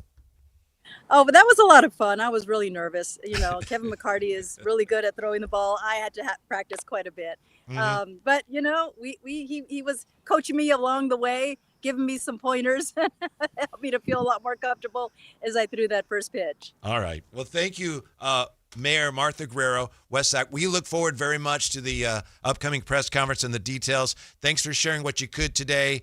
We're very excited about this, Madam Mayor. And again, thank you for your time. Thank you. Have a good day. Take care. There you go, Alan. It's happening. Mm-hmm. Yeah. That was great. Yeah. So we're playing wiffle ball with the mayor of Sacramento, and Alan is going to be bowling against Come on now. West Sacramento. The lefty curve will live again. The lefty curve will live again. Here goes the question. What's the highest you've ever bowled? 263. Oh, man, you throwing, brother. That was the day, though. I mean, I was cooking. What's your average? No, I mean, average. What are you around? 180, 90, 200? No. I haven't been able to get out as much, guys. But okay, when you were going. Yeah, I mean, I'm sitting. It's nothing to write home about. Do you have your own bowling ball? I actually was talking to somebody about getting one, but Do you have bowling shoes? No. Okay. No. Yeah, I got to throw on my 12s once I get in there. 2 6s doesn't mean you're wearing 12s. No, Jay. Normally I'm sitting about 140. It's okay. So what happened? How'd you get to 260? I mean, I'm always hunting. Angels in the outfield. Yeah, I mean, I'm always hunting. Okay, that sounds honestly just like me. I think I might have bowled like a 270 once. Yeah, really? My average I'd probably be around what you said. Yeah, it might have been a 240. But it was over. Well, it was 242. You're allowed. Yeah, with every year you're allowed to. That's add right. A couple It was no less than a 240. I know that. I got the picture on my phone. I don't got video. I do have bowling videos, but not that day. I was locked in. I have to say, Jay has been one of the people from the jump, from when we first heard about maybe baseball coming here. He has said that he thought it was a possibility. I had dismissed it early on, but Jay, I'm really looking forward to hearing what West Sacramento and Sacramento have cooked up for us come May when we get to that press conference. Yeah, I'm with you. I think just the expansion of the territory in the area, and, you know, I've always kind of been the person that says Sac State always had a little something bigger. our esteemed co-host Jason Ross in the morning, Sacramento Kings legend, of course, Sac State legend, Jay Ross, UC Davis alumni. I have conversations with him quite a bit when I'm able to, and I've always told him, it kills me when you look at some of the smaller colleges in California, the Irvines, the Riversides, the Bakersfields, Sac States. But I'm talking about the ones that are really like in the L.A. area and Sacramento, Santa Clara Bay Area, how you can't recruit better and how you can't seem to expand the sporting department, because California, if you look around, there's just so much opportunity. Now, I say that in the form of we're in a recession, things are high, they're expensive, but I'm just talking about in history. And so I transitioned that into Sac State, fellas. I just always felt that Sac State had a bigger curriculum to really move forward, right, when it comes to the sports department. And I say the same thing with Sacramento. We failed at the MLS, and I don't know if that's over. I'm pretty sure. Never over. Yeah, Sac Republic, if someone over there heard this right now, they'd probably shoot me a text message. It's never over, Jay. They were right on the precipice of getting that done. I think the new stadium, there are plans for the new stadium to be expanded if necessary. Yeah, but it sounds like they're really just going to head to the USL compared to the MLS. Right. And it sounds like the USL is trying to build itself up to kind of, I don't want to say compete against the MLS, but they're trying to be a thorn in the craw, ABA style, soul power, right? So I just think I said all that saying that's the foundation of saying about Sac State and them trying to expand Sky River. You got so much money moving through here when they want it to be, when they want the money to move. Just seems like a lot of growth all at once. And that's what I'm saying I say all that to professional. Yeah. I think there is an opportunity. We've seen it. People want it. We're talking about mayors. You're talking about Mayor Johnson. Yeah, there's so many people here, the Phil Oates of the world, who want to see sports really take off in Sacramento. I just keep saying, if here we go, Alan, if somebody doorbell ditched your house and your neighbor, if you keep knocking on the door, fellas, which is what we continuously keep seeing over the last 30, 40 years in Sacramento, one time the dam is going to break, right? Someone just like your neighbor is going to catch someone and say, you know what?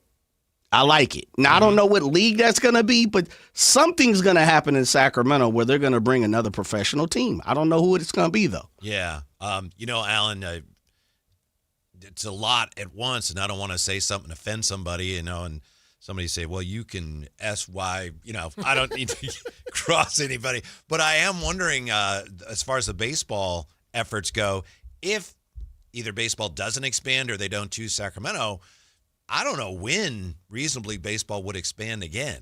So that just underscores the importance of, look, maybe it's an outside shot. Maybe we have a better shot than people think. But if we don't do it now, we may not get a shot for many, many years. Yeah, and it is always awkward. Obviously, being out there with the River Cats, there are a lot of fans that are River Cats fans. All the stories that I've heard, when they were with the A's and now they're with the Giants, I've had season tickets for 20, 25 years. And obviously you understand how passionate they are. So we got to be able to compartmentalize how passionate those fans are versus the opportunity to get a Major League Baseball team. And it would be pretty funny to have the River Cats right there and then a Major League Baseball team down the street with absolutely no connection. But yeah, I think it would be really great for the city. No clue if it'll happen or not, but they're crossing their T's and dotting their I's in order to do so. And yeah, I just wanted to give a shout out to Jay for kind of speaking on to the River Cats part of it, because obviously this was my first year doing it, but I would imagine that the A's being in town may put the River Cats in a bit of a tough space simply because, hey, I can go see Nick Kurtz and I can go see, the A's play, even if it's the Rockies, whatever it is. So I think it was a transitional period for everyone involved and everybody did a bang up job to figure it out. But yeah, you're not far off, Jay, from what I've heard. Obviously it was my first year, but it's natural. I don't think it was surprising, but there were a lot of fans that felt as if we're riding for the River Cats because we've been here and the River Cats are going to be here now, and they're going to be here after the A's. So just a lot of dynamics going on the last year, and that's why I asked Mayor Guerrero that question as far as how this year has been. It did sound like, though, fellas, that she did more so when, Jay, you asked about kind of the different things that will go on. She did kind of hand that on up to the Kings, or hand that on over to the Kings and say, somebody hey, was asking about that. I mean, and I would understand that because the Kings, that ownership is, owns the River Cats and Sutter Health. So we get that, but I thought it was a bit interesting that, hey, if they want to do something, we do it. It's really, on what they're bringing to the table. I'm sure West Sacramento and Sutter Health and, the River Cats, I'm sure they can propose stuff to the Kings. But, yeah, ultimately it feels like the Kings, that part of it, has final say on things. I know last year was a little uneven for the River Cats, but I know they've done really well here. The A's, speaking of the A's, we're talking so much about the A's. The A's were not happy. These things happen, but they were not happy when they lost Sacramento as an affiliate. Yeah. Really were not. That would not have been their choice. Right. Yeah. Right. Yeah. Right. Especially moving it from Vancouver to here. It was. Yeah. And on this station, before they were announced as the River Cats, we just knew they were coming here.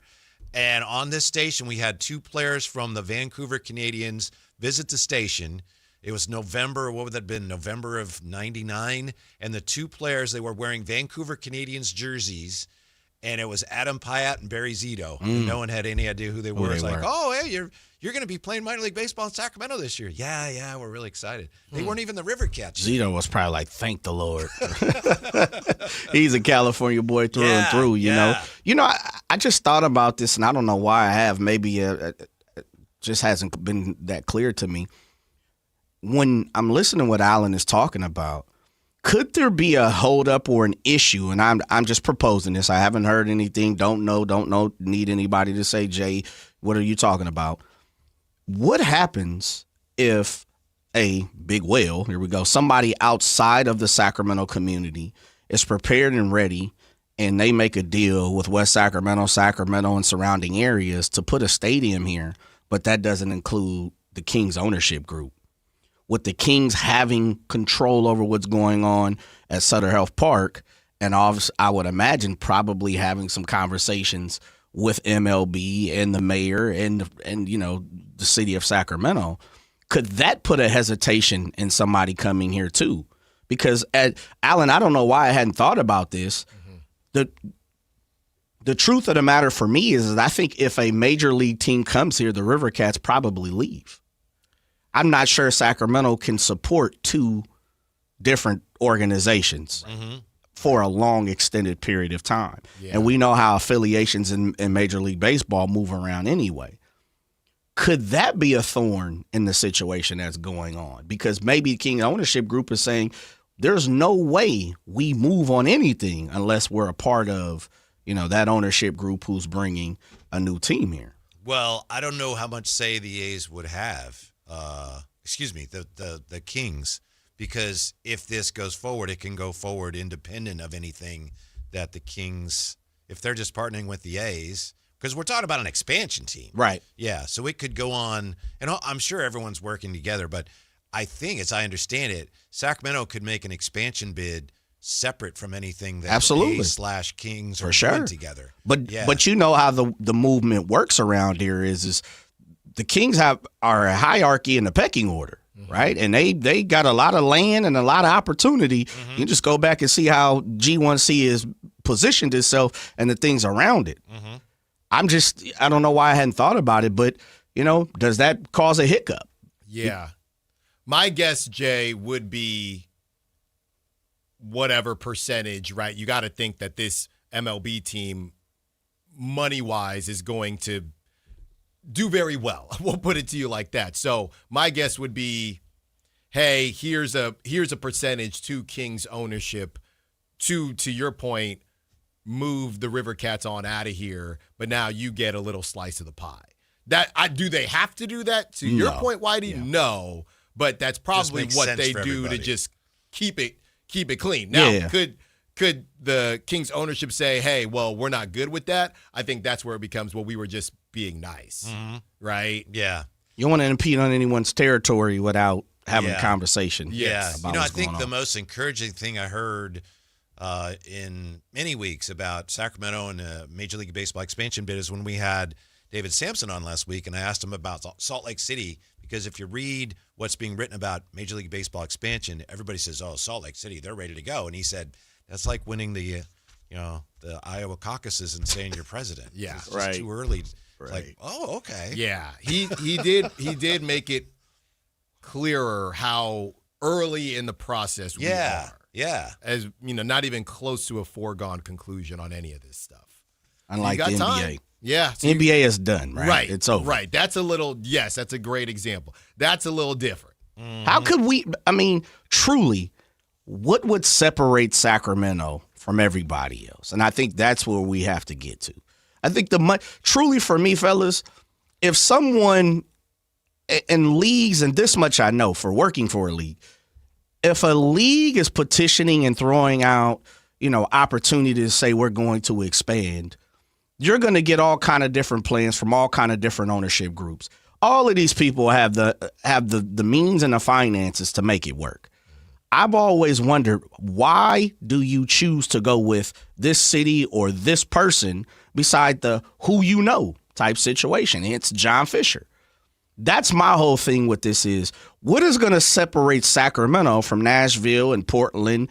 And I'm pretty sure they're asking the same thing, because you got a stadium ready to go. Who cares? If I got $50 billion and I want to build one, I'm going to do it too. I think it comes down to convincing the other owners where this region is growing to the extent that if you don't come here, you're throwing money away. Yeah.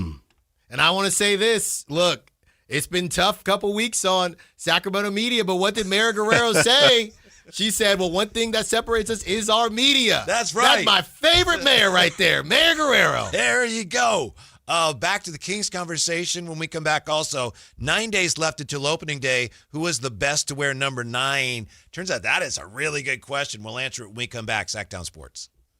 When life calls for a little extra, a kitchen upgrade, paying off debt, or that dream vacation, Valley Strong Credit Union is here to help. With a Valley Strong home equity loan, you can tap into your home's value with competitive rates, flexible terms, and local guidance you can trust. Get approved in as little as 5 minutes, with funding in as few as 5 days. Your goals are within reach. Visit valleystrong.com to get your offer today. Valley Strong Credit Union. Grow your possibilities. Equal housing lender, NMLS number 456506. Hagen Oaks knows you can buy a driver off the shelf anywhere, but Hagen Oaks is the only place where you'll find total game fitting. The Hagen Oaks TrackMan-powered player performance studio fits clubs to your swing. Ping's Ballnamic Ball Fitter finds your optimum golf ball. The putter fitting studio makes you a better putter, and FootJoy's 3D foot scanner finds your correct fit. In fact, Hagen Oaks will fit you from head to toe with equipment and apparel to make you the player you want to be. It's total game fitting, and it's only at the Hagen Oaks Golf Super Shop, Fulton Avenue at the Cap City Freeway. The Travel Guys, new on KHTK 1140 every Saturday at 11 a.m. We'll make you a smarter traveler. Tips you can use on the road and at the airport, plus reports from top consumer advocates. The Travel Guys, 11 a.m. on Sactown Sports 1140. Save $10 on a pair of Rain-X Latitude wiper blades at O'Reilly Auto Parts. Our professional parts people will even install them for free. O'Reilly Auto Parts. Go from daydreamer to industry leader with Amazon Business. From office supplies to IT essentials, Amazon Business provides tools that help you save costs and make insight-based decisions. Learn how to bring your visions to life at AmazonBusiness.com. Jackson Hewitt has a great tax prep deal, $149 or less. Missing out is like ignoring the check engine light in your car. You'll regret it. Seriously, the price is only $149 or less, no matter how complicated. So don't wait. Like when you get a password expires today alert, or you're shopping online and there's only one item left. It's like your taxes are in the cart. Just complete the purchase. Hurry! This deal for $149 or less is like your phone at 1%. It's about to power down. Limited time offer for new clients on federal returns. Participating locations only. Terms at jacksonhewitt.com/149. Guys, your testosterone level impacts your energy, drive, weight, hair loss, and even ED. Revive Men's Health Sacramento will check your T level for free. For your free T level check, exam, and consultation, call 916-277-8599 or visit revivemenshealth.com. There's the hard way to buy a car, and then there's the Hoblet way. Transparent prices, fast paperwork, and a team that's there to help. not hover. We've spent 77 years refining this process so you can get in, get out, and get driving with zero drama. Car buying doesn't have to be stressful. At least, not when you do it the Hoblet way. Experience the difference at HobletDodge.com. The easy way to buy. If your passion is bass fishing, only one radio show has the action, information, and excitement of your favorite outdoor sport. Ultimate Bass, hosted by Tournament Bass Pro and California Outdoor Hall of Famer Kent Brown, takes you live to where the fish are biting every Saturday morning. Only Ultimate Bass feeds your passion with the latest news, products, tips, and advice from the pros. Ultimate Bass with Kent Brown, Saturday mornings at 5 a.m. on Sactown Sports 1140, part of SEP's Saturday Morning Outdoors. When you take the time to shop at Folsom Lake Honda, there's one thing you'll always find: happy people ready to serve you. As a family-owned and operated dealership since 2009, customer service is our #1 priority. Our customers love doing business with us, and you will too. Looking to own or lease? During the spring sales event, drive a brand new Accord or Civic. Visit us today at FolsomLakeHonda.com, your one-stop Honda shop. Folsom Lake Honda, yeah, your one-stop Honda shop.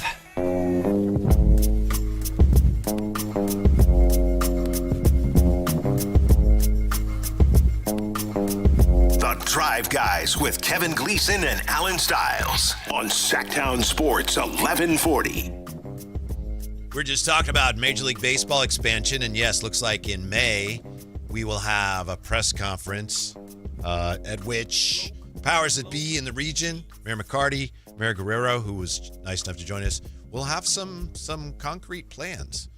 That should be very interesting. I'm looking forward to that. Right. So then I think Jay hit the nail on the head too. It's going to take a regional effort. And the mayor said that herself. Yeah. We're going to involve that's one of the things that I think Sacramento may have an advantage on some of these other cities that are competing. If you could get the whole, this region, it's a vast region growing, that would give them a leg up potentially.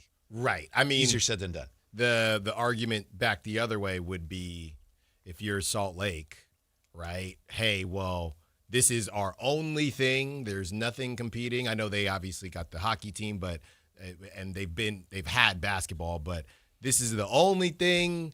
We don't have any type of competing, anything like that. So they'll probably use that same argument. But I think the reality is you put your best foot forward.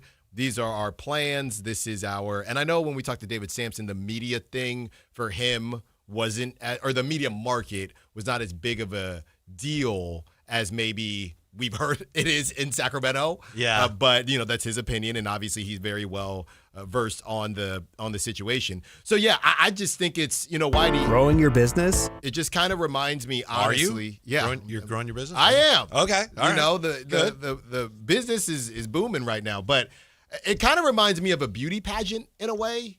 My sister did beauty pageants for a long time, my little sister, and she won Miss San Francisco, and she went to the state? It was in Fresno, and I think she got second runner-up or something like that. I was there, but it was a long time ago. And it always made me very uncomfortable because all of these lovely women have done a great job, right? Or once you get to the top 5, it's really who are the judges on that day. You know what I mean? And I couldn't stand it, from the sports world. You go, you train, you hit a home run, you have full control. These pageants, you don't. I didn't do anything wrong, Alan. I nailed the talent. I had the best interview, and I got second runner-up. And, hey, if there were different judges, if I was a judge, you would have won. You know what I mean? So I think that's the tough thing about this. It's not as if Sacramento is going to end up doing anything wrong, and that's why they don't get it. If they don't get it, it's just a matter of who are the judges and what are they looking for. Speaking of expansion, we're still talking about NBA expansion, and the two cities that are being mentioned, and as I said yesterday, it's everyone knew it was going to be Las Vegas and Seattle. It's interesting to me because there have been times over the years where it looked like the Kings might be headed to both those cities. Las Vegas, nothing really officially, but I remember when the Maloofs first bought the team, they had roots in Vegas. They're still there, and so a lot of people wondered, will they ever move there? And there was never really any threat of that. They ended up talking about like Virginia Beach and other places. Ooh. But I remember the NBA All-Star game was in Vegas. What was that, around 2002, something like that, or 2001, something in that area? No, it was later than that. Was it? Yeah. But the Maloofs were the driving force for that, if I'm not Yeah, mistaken. I think so. Yeah, and it turns out they were a little ahead of their time because it's like pro sports in Vegas, no way. Well, now, of course, it's all over the place. And, of course, Seattle, the Kings, very close. Some people thought the Kings were as good as gone. 07. Seattle. 07, thank you, Jay. Yeah, I mean. But you're saying you hear that now some people are saying the NBA has no business expanding? Yes. So a lot of people and there are a couple different issues here as we see Giannis reevaluated in a week, Anthony Edwards reevaluated in 1 to 2 weeks. Now, those teams aren't tanking, but a lot of people are viewing how many teams are tanking right now and saying to themselves, the NBA needs to figure out this tanking thing before they expand. And maybe that's what Adam Silver feels like he's doing. Because I guess the argument is if you have a certain number of teams and a third of them aren't even competing, why are you adding more teams? Now, there's an obvious answer, which is money. But, yeah, the idea of the basketball product itself, there's only so many elite players to go around. And if you don't have one of those players, you're trying to get one of those players, which leads to tanking. Yeah. If they're going to do whatever they are going to do to curb tanking, doesn't that make it more important for you to take advantage of the opportunity to tank this year? Well, yes, that's 1,000% true. I mean, I thought we were all on the same page until about 3 weeks ago. I thought I thought that was the whole thing. I was thinking about this after I dropped. It's like you better do it now, right? Right. Yeah. I was driving after I dropped my kiddo off, and I thought we talked about it before, but I still don't get why no one's talking about the Pacers. I still don't get it. Like they literally just said, "Oh, well, if we're gonna stink, we might as well just stink." And everyone, you yourself, Whitey, and maybe they're that bad now, but they lost Tyrese Halliburton. I get all that. But they decided we have found ourselves in a specific opportunity. Mm-hmm. We are not going to mess up this opportunity. If somebody tries to give you a gift, even though you didn't expect a gift, you still accept it. But the Kings, on the other hand, are saying, no, we don't want it. We want to stand on business. We're better than your tanking gift. Here's a gift wrapped AJ DeBonsa. No, give me Keaton Wagler and get the hell out of my face. I haven't given up hope that they'll see the light. You want me to check the injury report again? Unpopular in some ways, but the most reasonable thing. You want me to check the injury report again? Because I don't. You're running out of time, Whitey. I know. I don't know. I know. I get it. It's the Spurs. But again, this is what I said. We were joking about it yesterday. Now today with Russ, gonna pass Steve Nash. There's gonna be something if it ain't How Russ, many does he need? I believe he needs 3. Oh, he's got the bad foot. Get your 3 and sit down. And thank you. Hey, no complaints here. If it ain't Russ, yeah, it's DeMar passing a milestone. Time with that 2-year deal, which isn't okay. Not really a 2-year deal. I'm glad you brought that up because I was a bit confused when I first read it. This year is one of the years. Yeah, and then the next year is not guaranteed. You were talking about marketing? That's great marketing from Shams. Because I'm thinking, okay, does the first year start next year? And I think a lot of people didn't know because, for example, Keegan Murray, for example, he signed a contract. It starts next year. 5-year deal starts next year. But this one, they called it a 2-year deal, but one of the years is just the end of this year. And I think even if they keep him next year, it does not become guaranteed until there's a certain date that his salary would become guaranteed. Oh, I think it's that January 27th date. It's the DeMar date. Yeah. So, Yeah, I'm rooting for him. Don't get me wrong. Oh, no, I was just confused as to, a 2-year deal. Does that mean he got 2 more years or end of this year? Because on the surface, like, wow, they love this guy and he worked out. Look at that. He's around for 2 years. Mm-hmm. Well, maybe. I mean, the first thing that when I read it, first thing it made me think about was, of course, Devin Carter, because they picked up his option, which I think is next season. So you're going to have, I don't know, Whitey. I mean, is it worth the conversation of Devin, Killian? Does that have anything to do with not bringing Russ back or no? I still don't think Devin's a point guard. So That's one of the things. Okay. I know Dave was saying, well, Keelan Hayes comes in. What does that do to Devin Carter's minutes? And I think at this point we know that it's really two different positions. Yeah. When we come back, welcome to a sneaky good night of sports on TV. And as promised, the best to wear number 9 with opening day just 9 days away. That's coming up on Sactown Sports. When a person is seriously injured, there's no substitute for the personal legal relationship offered by the local NorCal firm of Ashton and Price. From the first attorney meeting, every important decision is made with a direct consultation with, and I can't believe I have to say this, a real, live, experienced, flesh and blood local attorney. It's called Home Court Advantage for a reason. Ashton and Price, serious local attorneys for serious people with serious injuries with no fee until we win. For the best local advice, don't think twice. Call Ashton and Price. If your business depends on reliable vehicles, it's time to upgrade your fleet at myelkgrovechevrolet.com. We specialize in fleet pricing, bulk discounts, and fast approvals, so your team stays on the road and on the job. From work trucks and vans to fuel-efficient sedans and SUVs, we have the inventory, service, and financing to keep your business moving. Call or visit myelkgrovechevrolet.com today and ask about exclusive fleet savings. myelkgrovechevrolet.com. Driving business forward. Country in the Park is back. May 8th and 9th at Cal Expo. Miranda Lambert. John Party. Chris Young. Turnpike Troubadours. Dylan Scott and more. Line dancing, mechanical bulls, and food trucks. Make it a lucky night out of live country music and dancing for your crew. Tickets start at only $68. Country in the Park, May 8th and 9th at Cal Expo with Residents in Cal Expo and Gornick Academy. More info at CITBfest.com.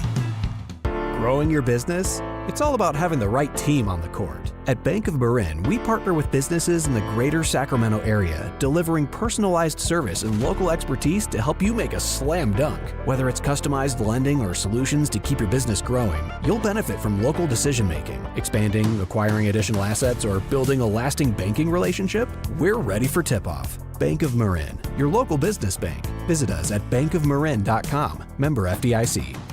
Power Business Technology is proud to be a 100% independent, locally owned and managed Toshiba copier dealer. Local ownership cuts out the red tape, allowing ourselves to never be too busy to personally answer the call when our clients need us. Recognized for excellence in service execution, training, and customer service, we're proud to be named a Toshiba ProMasters Elite Dealer since 2021. Contact us today for all of your business printing needs at 844-POWER-BZ. That's 844-769-3729. Or visit us at powercopiers.com. Golf to Go is brought to you by the Hagen Oaks Golf Super Shop. Here's Frank LaRosa. If you struggle with alignment off the tee, Golf.com's Zephyr Melton has a fix. If you aren't aimed where you think you are, you're putting yourself in a poor position before you even swing the club. Sometimes your brain will play tricks on you and make you feel like you're aimed one way, when in reality you are aligned in a totally different spot. There are only two areas where you get to place your ball before you hit a shot: the green and the tee box. On the green, you always line up your ball when you place it down, so why not do the same thing on the tee box? Try pointing the logo or your Sharpie line down the target line. If you want to get your ball lined up even more precisely, try choosing an intermediate target in between your ball and the distant target, maybe a discoloration in the grass or divot, and then use that as an intermediate target. With that spot picked out, line your ball up pointing right at it. So long as you orient the ball correctly when you place it, you can swing away knowing you're aimed at your target. That's your Golf to Go. I'm Frank LaRosa.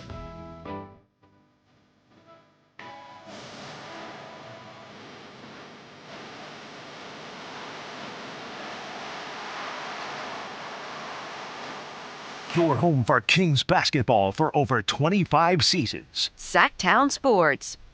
Kings and Spurs, part of a sneaky good night on TV tonight. Sports on TV, of course. You don't need to watch it. You can listen to it here on Sactown Sports. We'll get to that in just a moment. But first, I want to go back to what I was saying about opening day just 9 days away, and MLB.com has been sharing players who've worn the number of days until opening day. Number 9, Jay. Who's the best number 9 with 9 days till opening day? This is, I think, maybe one of the toughest questions to answer, because you got Roger Maris, wore number 9 during his 61-homer season. A guy named Enos Slaughter, way back when his number was retired by the Cardinals. Jorge Posada wore number 9, had his number retired in 2015. Ted Williams and Reggie Jackson, who wore number 9 for his 9 seasons with the A's and Orioles. So it comes down to Reginald Martinez Jackson or the splendid splinter Ted Williams. Boy. Ted Williams, I don't think he ever won a World Series. Still got that hit streak, though. That's Joe DiMaggio. Joey. Yeah.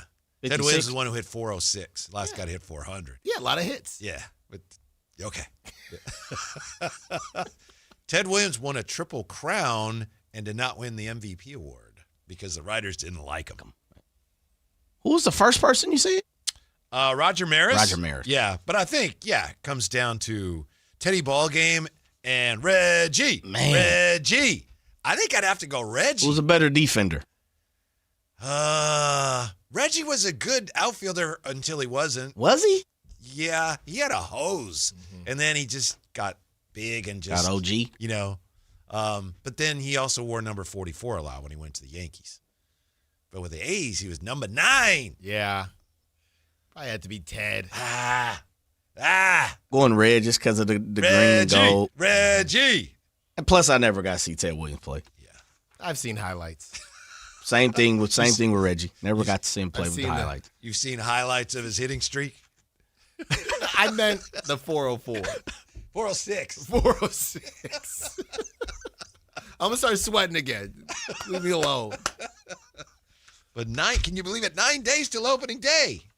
I can't believe it. I mean, it felt like spring training when it first started, thinking, oh, man, there's a lot of games in spring training. But I think the World Baseball Classic maybe accelerated things a little bit with seeing, the big names play early in kind of high pressure situations. So I didn't think it was going to go by this quickly. And we are tomorrow, Whitey, we will be a week away from the Yankees coming to King Street, Oracle Park, taking on Logan Webb and the San Francisco Giants. It's called a sweep. Now now the Yankees get to know what it feels like to play in a major league ballpark. Will Arson Judge get booed for turning down? No, he won't, because Giants fans, he likes us. We're his favorite team.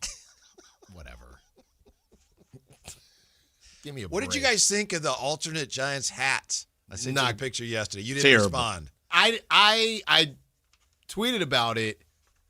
No for me, but they did not offend me. It's despicable. They were not offensive to me. I looked at it and it just, I guess it didn't offend me, but it's just like, no, that's wrong.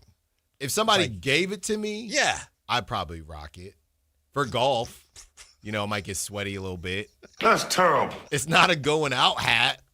Might get sweaty a little bit? Yeah, it can get sweaty. I'd rock it golfing. Well, see, you just said, I didn't like it, but I'd wear it. I'd wear it if someone gave it to me. These hats these days, Jay, $60. I'm not. How much is true?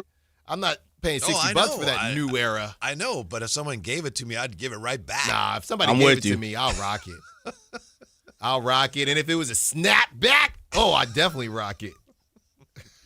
Tonight on TV, we have, I think it actually, has it already started, the first 4? No, NIT is going right now. Yeah, not yet. They start pretty early, I think. First game, actually, first game is at 3-something. Yeah, NC State, Texas, and Howard, UMBC.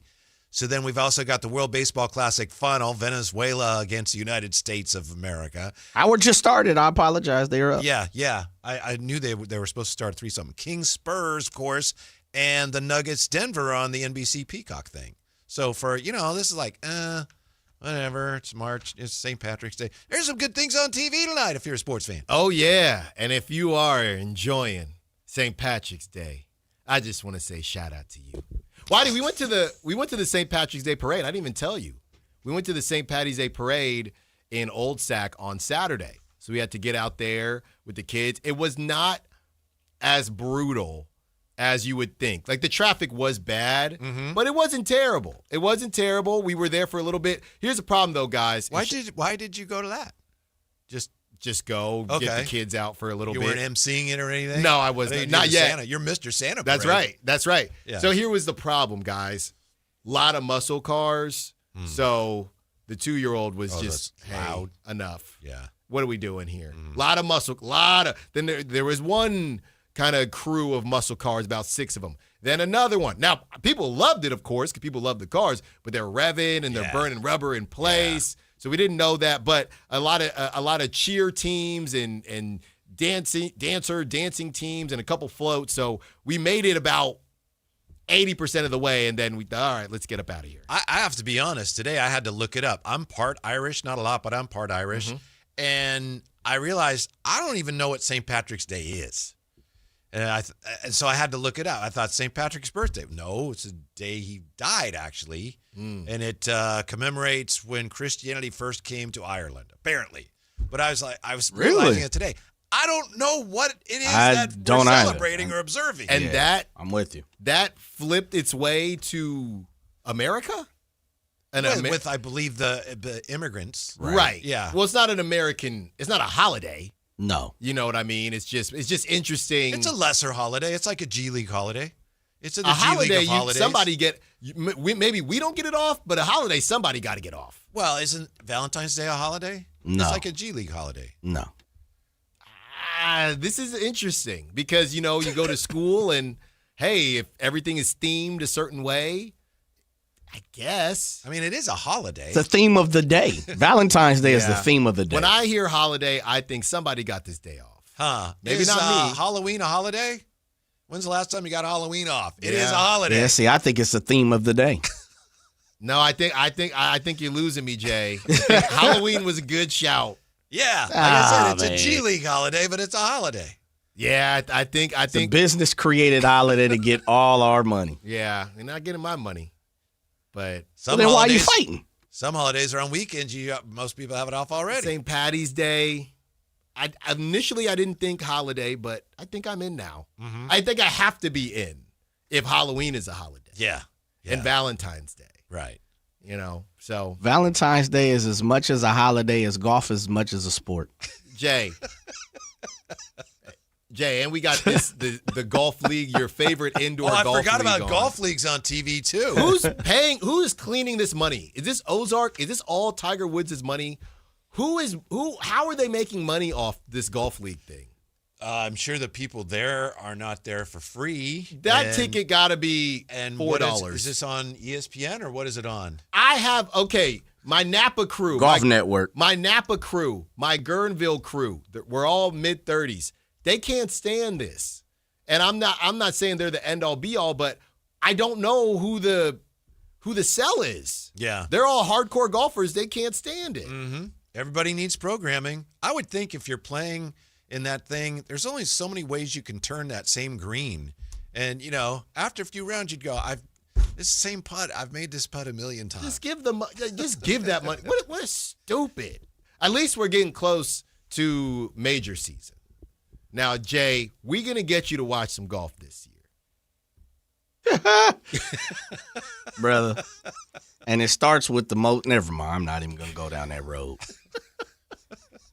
Masters, you come over my house. Brother, I wouldn't watch it. I wouldn't go to them. And this is the truth.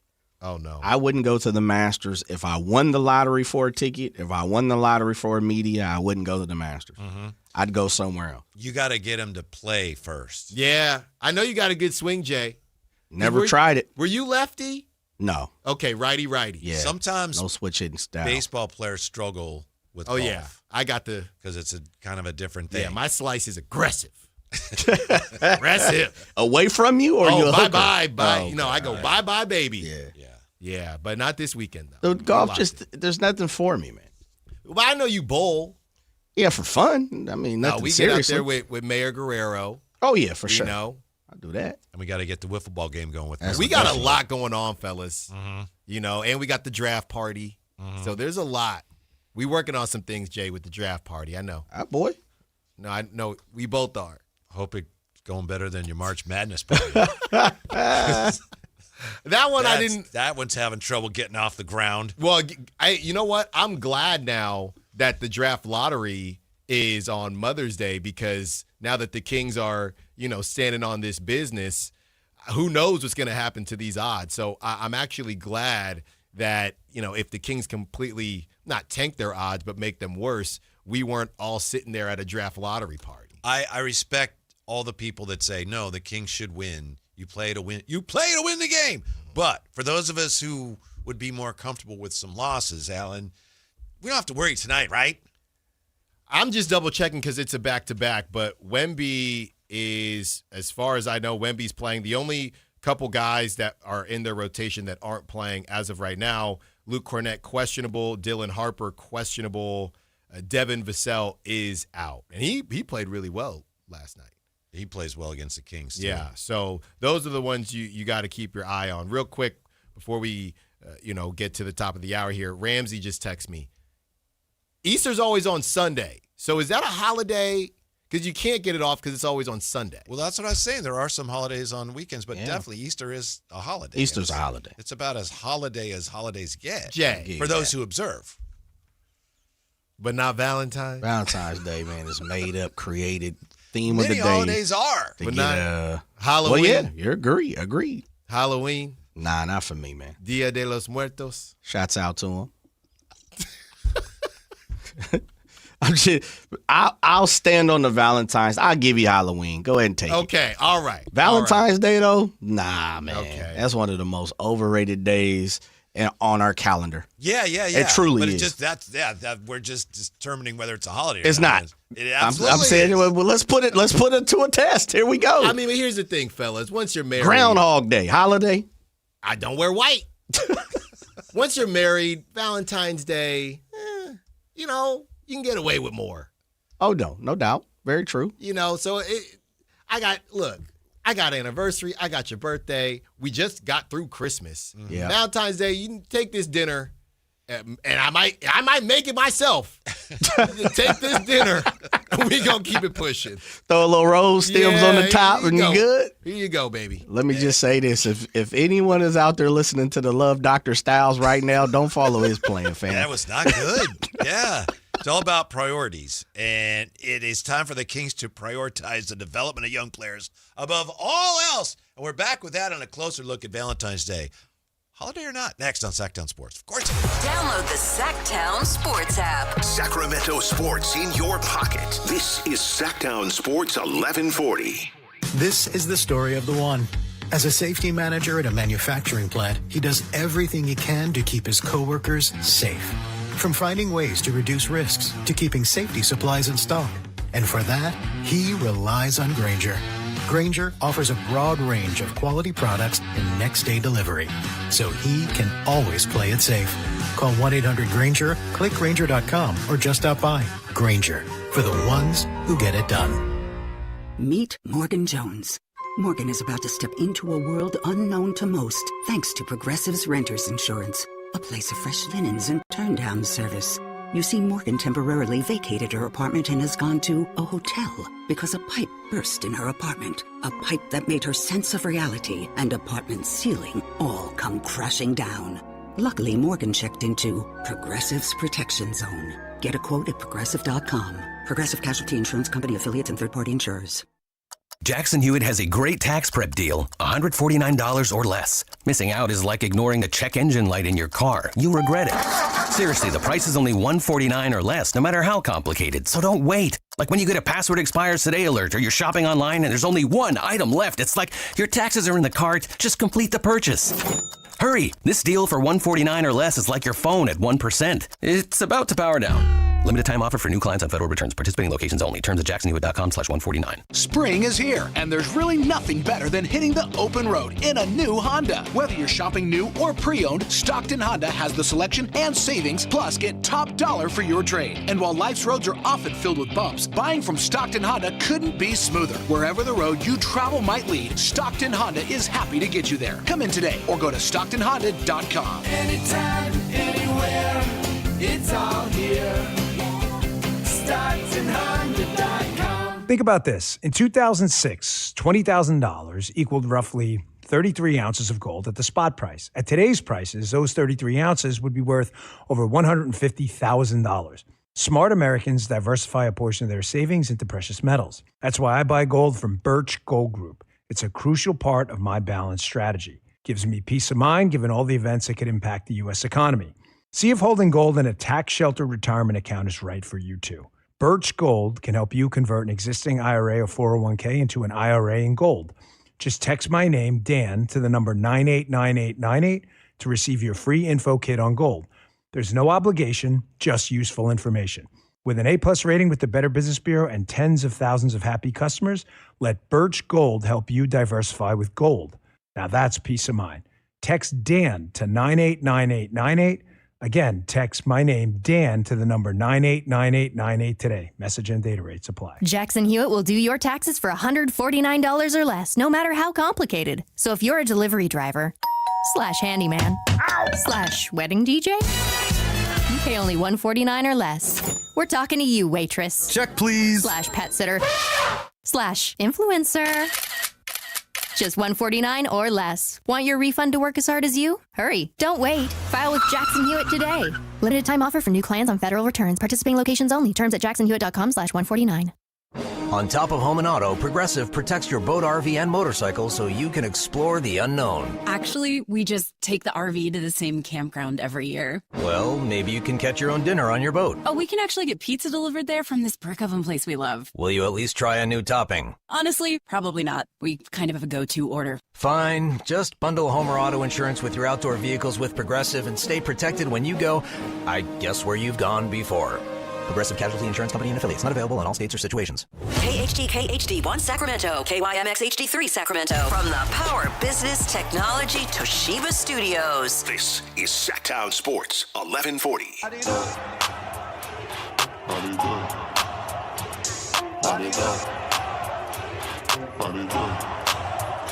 Your afternoon home for Kings talk and so much more. The Drive Guys on Sactown Sports. How would you like a pair of tickets to see the River Cats on opening night, March 27th? I'm not sure who they play that night, but luckily we have the River Cats on-field MC. I'm sure he knows. Hey, Alan, who do the Cats take on March 27th opening night? Do you know? River Cats? The Sacramento River Cats. Team that you're... Which day is that? Opening day, March 27th. You want to listen for your code word at 8 a.m., noon, and 4 p.m., and we've got another word for you. Would you at least share the word for us? Can you do that? The word? Yeah. Is field. Field. F-I-E-L-D. Field. Field. Okay. Yes. So thank you, Alan. Yeah, you just text that to 916-339-1140 for your chance to win. Oh, yeah. Oh, yeah. Oh, yeah. And that's my El Paso Chihuahuas. Chihuahuas. And that's my Chihuahuas. Yeah. And that's my year 2 debut, actually. That's Saturday, March 27th. Okay. So I'll be there. Get the mac and cheese. El Paso is an affiliate of San Diego Padres. Oh, yeah. You told me that. Yeah. Get the mac and cheese with the pulled pork. Mm-hmm. It's good stuff. Mm-hmm. Before we get back to the Kings, just tying up a couple loose ends. Alan was wondering how come the golf league isn't more popular, because he loves it. He thinks it should be the biggest thing going, but he's also wondering, how does the golf league make money? Golf league or TGL makes money through a combination of sponsorships, media rights, and it says, and player earnings. I don't know how they make money through player earnings. League has secured investments from major sports teams and investment firms, including Ackerley Sports Group and Genesis, and TGL signed a multi-year deal with ESPN, which will provide the league with prime time slots on ESPN. Yeah, you could have burned that money. Well, who paid who, though? Right? There's no way ESPN paid them, right? So ESPN is getting some type of cut from whatever they're making. So this is just a waste of everybody's time. Everybody's time. Playoffs are coming up. Oh, my goodness. You don't have TGL playoff fever? No. I'd rather watch, there's the NIT, but then there's another, I don't know if it's still around. The basketball tournament, CB college basketball tournament, CBT. But isn't that the one? I don't know if that's still around. No, I think you're right. That's the one if you didn't make the NIT. I'd rather watch that than the golf league. And I watched the Players' Championship this weekend when I could. But I'd rather watch that than the golf league. Because, at least there, because Whitey, I already saw a couple guys on this George Mason team. You look out for them in the second round. George Mason in the second round? No. I mean, some draft picks in the second round. Oh, There's some okay. sleepers. Okay. We have this question from Justin on X. Why is the back of the monitor where you guys sit so dusty? Is it? Yeah, we can take care of that. I mean, that's Dave. We can take care of that. It's a little dusty. Thank you. That's Dusty Dave. Mm-hmm. Thank you, Justin, for pointing that out to us. Yeah, we'll Thank get you, that Justin. cleaned up as soon as we can. Yeah. Mm-hmm. Hey, man. That's not me. That's not me, Justin. That's all I got to say Amazing the about things that. that people do notice. Anyway, it's time for the Kings to prioritize the development of young players above all else. I know yesterday we went back and forth on what's the best thing for the Kings to do, and we know that there's it seems to be a growing segment of the Kings fan population that feels like, no, this is it. They should win games. But I'm telling you, at this point, you have got to prioritize the young guys and their playing time. And we all know what that means. That means they're not as good as some of your other players, so you are giving up your best chance to win games, improving your lottery status. They have to do that, Alan. Yeah. There's no reason not to do it. I don't care what anybody says about, well, you got to build your culture by winning. At this point, everyone else is doing it. It's foolish not to. It must be done starting tonight. Well, tonight, I don't know how worried you should be. I keep on looking at the injury report, and here's the thing. What if they win tonight? Like, what if the Kings win tonight? If the Kings win tonight, I think you're really talking about a real opportunity or a real chance of getting like a 7th pick or something like that. And, you know, I don't know. I think some people are misconstruing what you're talking about as far as, for lack of a better term, prioritizing the young development. Some people are misconstruing that with, oh, well, you know, you got to play guys that are going to help you win, right? We have somebody on the text line. Our young guys are learning a culture right now, and our culture should always be played to win. You guys are way off on this. Besides, the team with the best odds get the number 1 pick in the lottery. Rarely, if ever, have they gotten the number 1 pick. I know that, but it's not just, that's not the only reason you develop your younger players. Yeah. And prioritize development of the young players. It's not just to get the number 1 pick. We've been over that. And you're right. Mm-hmm. Since they flattened the lottery odds, the team with the worst record has never gotten the first pick. You're absolutely right, but that's not the only thing at stake. Yes. Yeah. And as far as I see it, you just don't have to put yourself in a bad position. You don't have to, you don't have to do what other teams are doing. You don't have to make a mockery of the game if that's how you feel it's starting to look. That's fine. But you also don't have to play. I don't understand why a lot of people don't seem to understand my middle ground, and I won't speak for you, Whitey, but just the middle ground of, yeah, you're going to start DeMar. Yeah, you're going to start Russ. If Russ gets his 3 assists tonight, that's enough, right? And again, I don't know how much of an issue. Look, the Spurs beat the Kings down so bad last time. Dylan Harper, a rookie, got benched at the end of the game. They wouldn't even let Carter Bryant, their 6th pick, because they got so many dang picks. Mm-hmm. Carter Bryant was with the rest of the young crew playing. Dylan Harper, they didn't even think about it like that. The Spurs didn't even find it valuable for Dylan Harper to play with the young guys against the Kings. You know, Alan, we talked yesterday about why are the Kings doing this? You asked the question, and I've been trying to figure out why did they seem to change course. Here's a possible explanation. No one has said a word to me.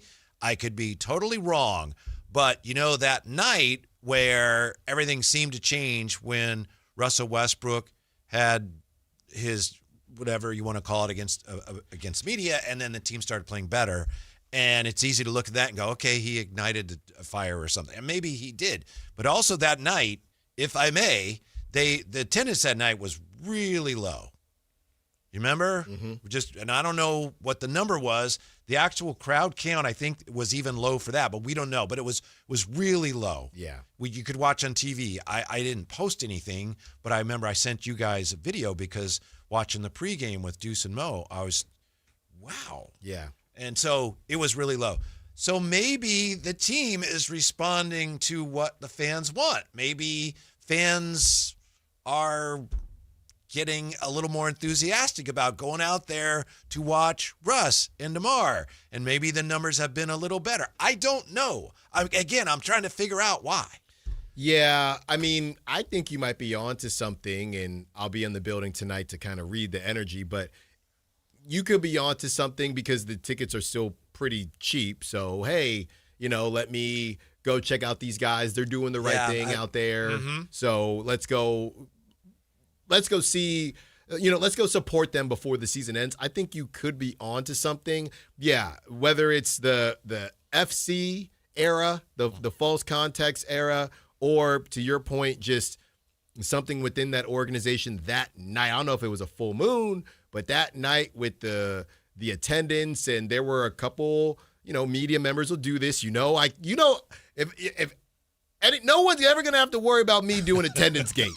I will never be a part of it. I think it is ridiculous. I will never be a part of attendance gate. But attendance gate was happening, right? Because to your point, you even ran attendance gate. You just sent it to myself and Jay. It was a private attendance gate. Yeah. Which is completely okay. Yeah. Private attendance gate. But I think there were multiple posts from the media members. And as we know, people can see that. You know what I mean? Hey, we can all see you. Everybody saw that. People within the organization saw it. Players saw it. And maybe there could have been a meeting. Honestly, there could have been a meeting either before that game, quickly, briefly after that game. I know there's not a lot of time. There could have been a meeting. Hey, we've kind of gone too far now. Maybe in their minds. Now, comparing that to the Wizards. Maybe they're saying our fans are speaking here. And Yes, we need to listen to them. I don't know. Compared to the Wizards, compared to the Nets, compared to the Jazz, who are completely shameless, this is not that bad. But maybe the Kings said internally, regardless of who it was, we don't know. We don't know if anything actually happened, but maybe they sat there and said, hey, this thing is going too far. We're disrespecting the game, and we need to do something about it. And to me, that's just fascinating because the vets were playing. You know what I mean? But maybe, Whitey, there was a conversation. Hey, yo, DeMar, we get what you're doing, but shoot that thing. You're here to shoot it. If you can drop 39, drop 39. Okay. All right, cool. I got the green light from someone.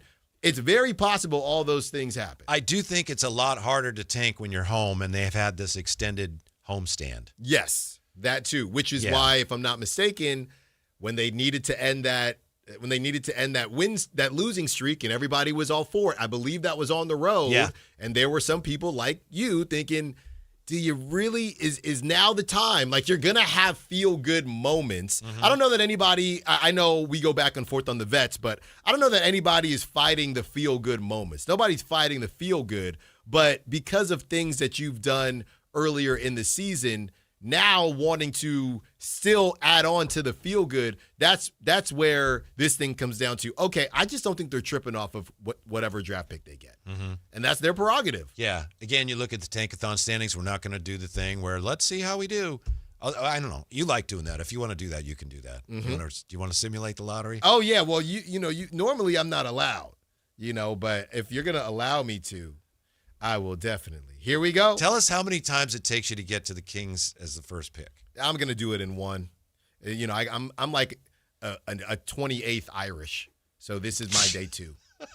No, this is my day 2. Come on, Jay. Yeah. All right, let's run it. Oh, my gosh. What do we got? 6. Yeah. Because right now you got, last night the Wizards and the Nets lost. So Indiana's lost 13 straight. Washington's lost 12 straight. Brooklyn's lost 4 straight. Then you got the Kings who've won 2 in a row and 4 or 5. And then Utah's lost 3 straight. So the Kings right now are as close to 5th as they are to 1st. Took me 4 tries. 4 tries. Got 6 twice, got 3 once, and got 1. And then the only other explanation I have is, as we said yesterday, maybe the Kings look at this and say, we can win some games. We don't have to lose games to end up with a pick that we like because we're in a good enough spot here where what's the worst we can pick? Maybe 8th, 7th, 8th? Oh, we could get a good player there. Maybe that's their thinking. Yeah, that's what it feels like. Yeah, but as you know, Alan, if you fall to 5th, then you bring some wicked possibilities into play, including the 9th pick.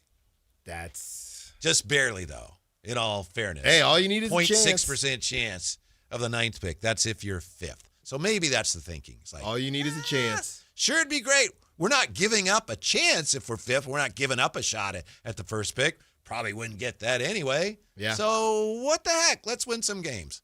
I guess that's the thinking.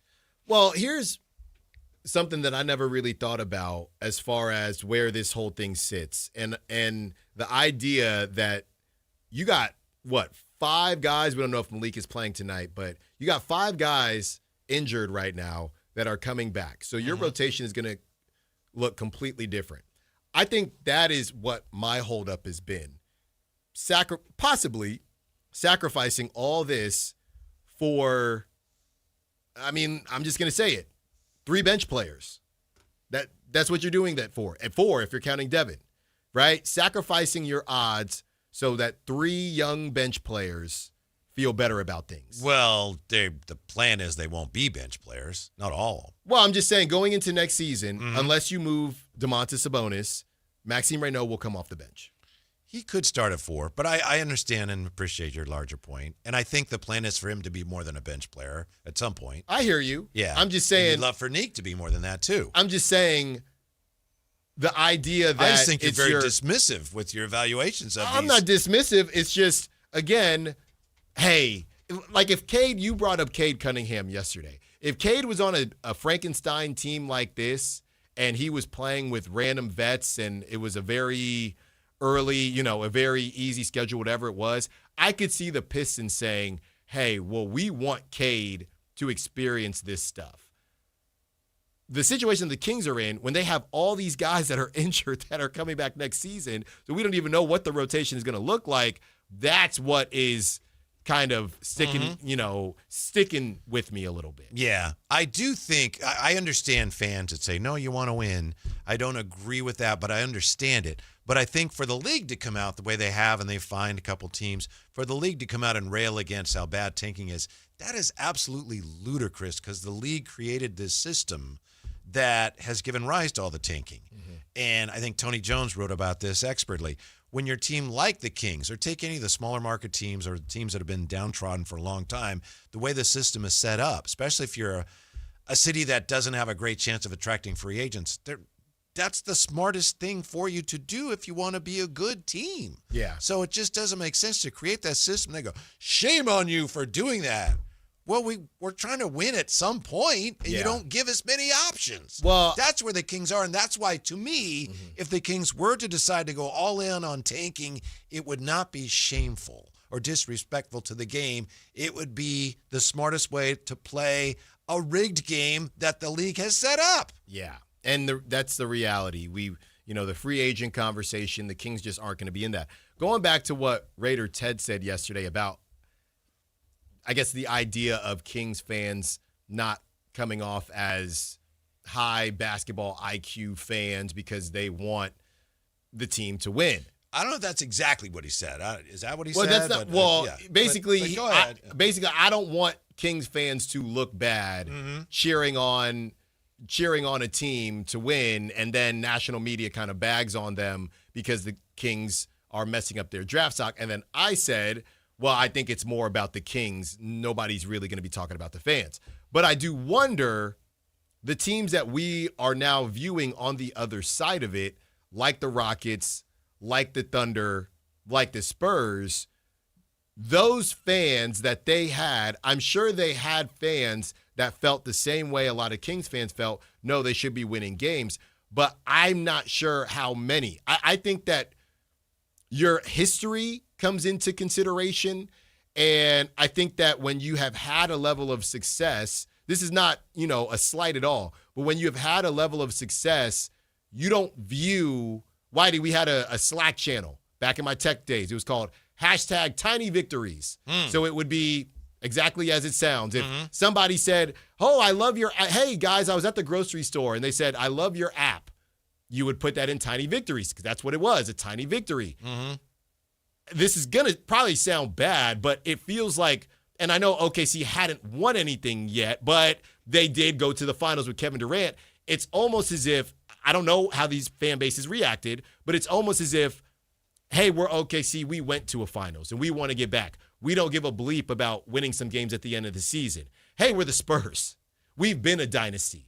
We don't give a bleep about Wemby winning 4 more games and messing up our position. Now we're able to get Dylan Harper and guys like that. So I don't mean that as a negative, and it's probably coming off negatively, but I wonder if Kings fans are looking at the short-term future more because they don't have those situations to kind of lean on to say, well, like you said, Whitey, well, it doesn't, I mean, the Pistons back in the day, I know they've been terrible for a long time, but even they have a championship. Well, we don't really care. Like, the idea of this losing culture is going to affect Maxime Reynaud's career and Nick Clifford and where this is going. We're not thinking about it like that because we've seen it not happen. Like we back in the day, they, when the Spurs, their first go round, they were bad and they were able to double up on some of the legendary players that they had. So I do wonder if there's a difference, and I won't just put the Kings in that conversation. I'll put any of these teams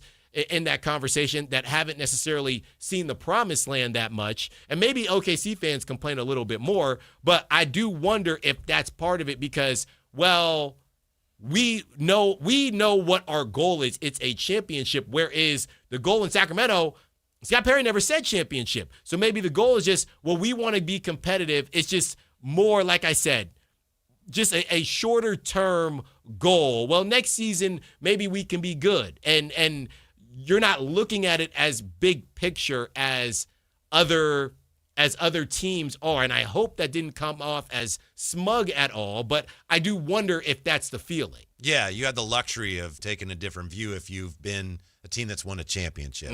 I just think the league needs to, they never will, but they need to get rid of the lottery. The wheel, baby. Yeah, the wheel. Well, then you'd have the draft and you would have randomly selected draft slots, and then there's no motivation for anyone to tank. It doesn't do you any good. You want to lose on purpose? Go ahead.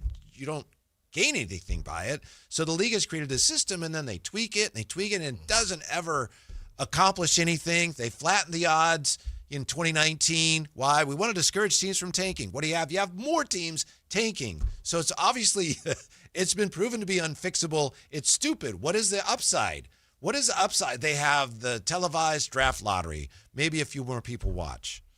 But it does not discourage tanking. I don't know why the league can't just realize, all right, we tried some, it didn't work. Yeah. Instead, they're going to go, all right, well, we're going to remove pick protections. That'll solve it all. That's not going to solve anything. No. Get rid of the lottery. You do the wheel or just make it random, and you say, hey, if you got a top 3 pick, you will not have a top 3 pick next season. It's that simple. Mm-hmm. It's that simple. Is it that simple? Yeah, it's that simple. The bad teams need the best picks. That's why you haven't. But you're the one. So what are you suggesting then? I'm saying get rid of the lottery, and the worst teams get the best picks, or do the wheel, in which case it doesn't matter how many games you lose. You better be smart because you're going to get the first pick this year and the 5th pick that year and the 4th pick. So you got to plan accordingly. Mm-hmm. And then there's no benefit whatsoever to losing. I hear you. Yeah. So that would eliminate tanking, because there'd be no reason to tank. Why can't they just realize that? But even still, the wheel doesn't necessarily mean that bad teams will get the good players that they need. Everyone will get it. Everyone, that's true, but everyone will get an equal opportunity. Right. You just hope that, hey, this is our year at we got a good year at number 1. Yeah. Because you can still trade your picks too. Okay. So then you'd have to be, again, it'll come down to the smartest front offices are going to have the best teams. You can trade the wheel. You trade your pick. You spin the wheel, you trade the wheel. The wheel's back to you. I can't believe, I'm just thinking that next year we're going to be going through this again next year. No, we won't. The lottery odds. No, we're not. Sacramento won't. We're going to be battling for a 9 seed. We're going to be battling the 8-9 seed. That they don't want to be here, Whitey. They're supposed to be here now. They don't want to be here. We will be battling for an 8-9 seed next season. Are you suggesting that their unwillingness to tank is also a reflection of what they plan to do next year? I think it's all connected, right? You wouldn't care if you were planning on, think about it like this. If you were planning on tanking next year, why would you care about these games at the end of this season? Well, I see your point. The answer would be because I know I'm going to get a good pick anyway. I've already tanked enough to ensure that I'm going to get a player I like. But now that leaves the world of, Doug, hey, and I know it's not on Doug, but hey, we're never going to do that. And Scott Perry, hey, no, we don't do that. Hey, no. We just don't tank all the way. We tank enough that it's respectable. We're just going to Yeah, we're just going to tank. We're just going to tan. We're just going to tan. That's what we're going to do. It's just so stupid. Not the Kings are stupid, although I think they're a little short-sighted. But the league has been so stupid about this, and then they crack down on teams for tanking. Mm-hmm. What are they supposed to do, you idiots? Yes. Yeah. Will De'Aaron Fox be booed tonight, even if he was right all along and it's been proven? We tackle that when we roll on back to Sactown Sports. The San Francisco 49ers play on Sactown Sports 1140. Touchdown 49ers! Every game on your #1 sports station. Don't miss the action on your local sports leader. Sactown Sports 1140.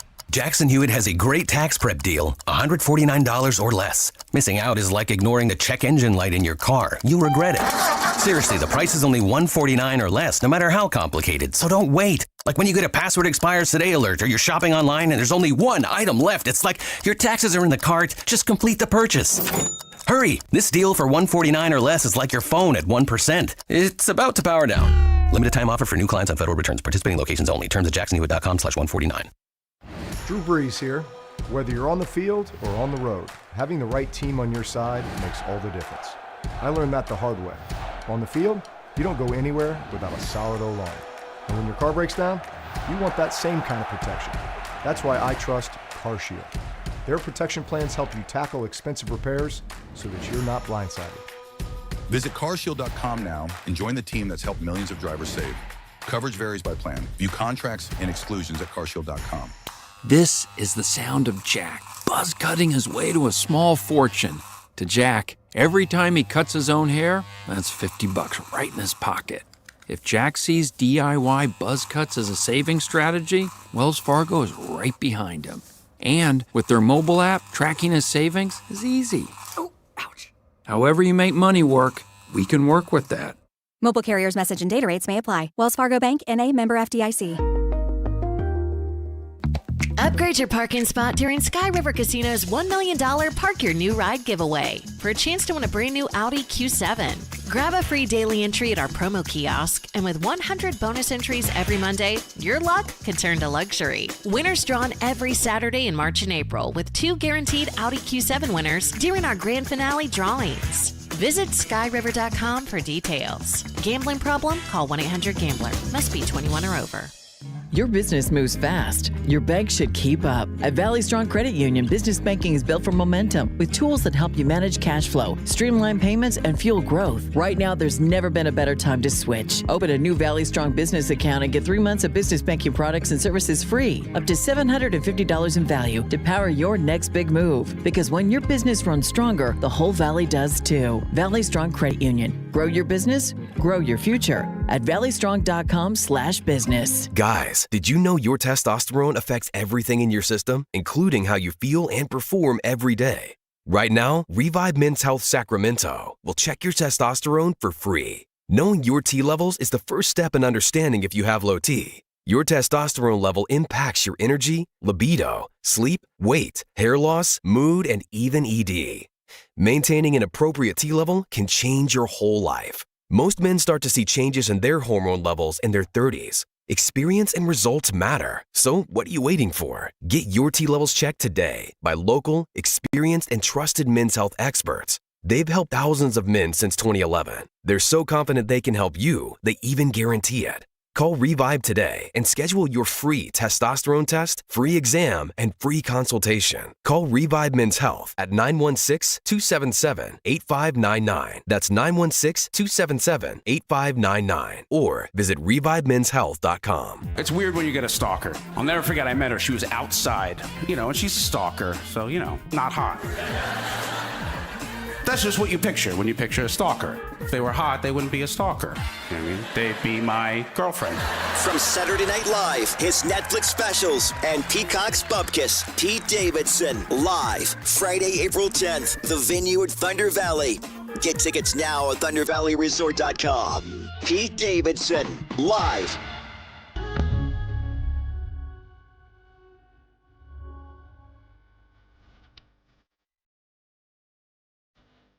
Download the app and listen to The Drive Guys. The Drive Guys with Kevin Gleason and Alan Stiles. On Sactown Sports 1140. Darren Fox taking on the Kings tonight. Before we get back to that, before the show, I know, Alan, you and I were kicking around some of the things going on. You don't like this Jalen Waddle deal, huh? Denver Broncos acquired Jalen Waddle from the Dolphins. Let's see. Broncos received Waddle as well as the Dolphins' 4th-round pick. The Broncos will send their first pick as well as a 3rd and 4th round picks to Miami. And you don't like this deal? From whose standpoint? I think the Broncos gave up way too much. I think Jalen Waddle's excellent receiver. I like this trade for the Dolphins. You know, it says for the here, Broncos, pardon me. Yeah, it says here that he played in 16 games. I'll tell you this much. He definitely didn't finish 16 games. I worry about his ability to stay healthy. Think about it like this, 64 Whitey. Catches, 910 yards. Yeah, look 6 at that. touches. Yeah, he had 64 catches, which is only, 6 more than 2024, where he played 1 less game. He had 72 the year before that, 2023, 75 in 2022, 104 in 2021. That's before Tyreek got out there, I'm assuming. But here's the thing. Tyreek didn't even play. So you only had 64 catches with no Tyreek Hill. And I know Tua stinks, but you only got 64 catches and you played in 16 games. I don't know. I just don't understand. 8th in yards per target. I'm a big yards per target guy. I didn't know that was a stat, but I love it. Okay. I don't understand. Yards per target. His yards per target is top 10. Great yards per target. Yes. I don't know. So he's a go route guy. He's a go route merchant. That's what he is. 10th most receiving yards in the NFL among wide receivers. 11th most yards after the catch since entering the league. Yak! I just don't understand why these teams just refuse to just get a number one. Like Cortland Sutton is not a number one to me. Pat Bryant looked good for the Broncos, and they have a couple guys there. They couldn't keep their wide receivers healthy, but to me, you're adding in Jalen Waddle. I don't know. He's a really good receiver. It's just a lot. A first, a third. How many? That's a lot of draft capital for Jalen Waddle. He is due $41.2 million over the next 2 seasons. Broncos will take on a $5 million salary cap hit, but they are on the hook to pay the remainder of Waddle's contract. Who's better, Jalen Waddle or Cortland Sutton? I think they're both very good. I think they're both excellent wideouts. A first-round pick, yeah, and it's Denver's first, so I'm assuming that obviously it's from this year, so pretty low. First-round pick, a late third, and a 4th to Miami, and you got to pay him. I don't know.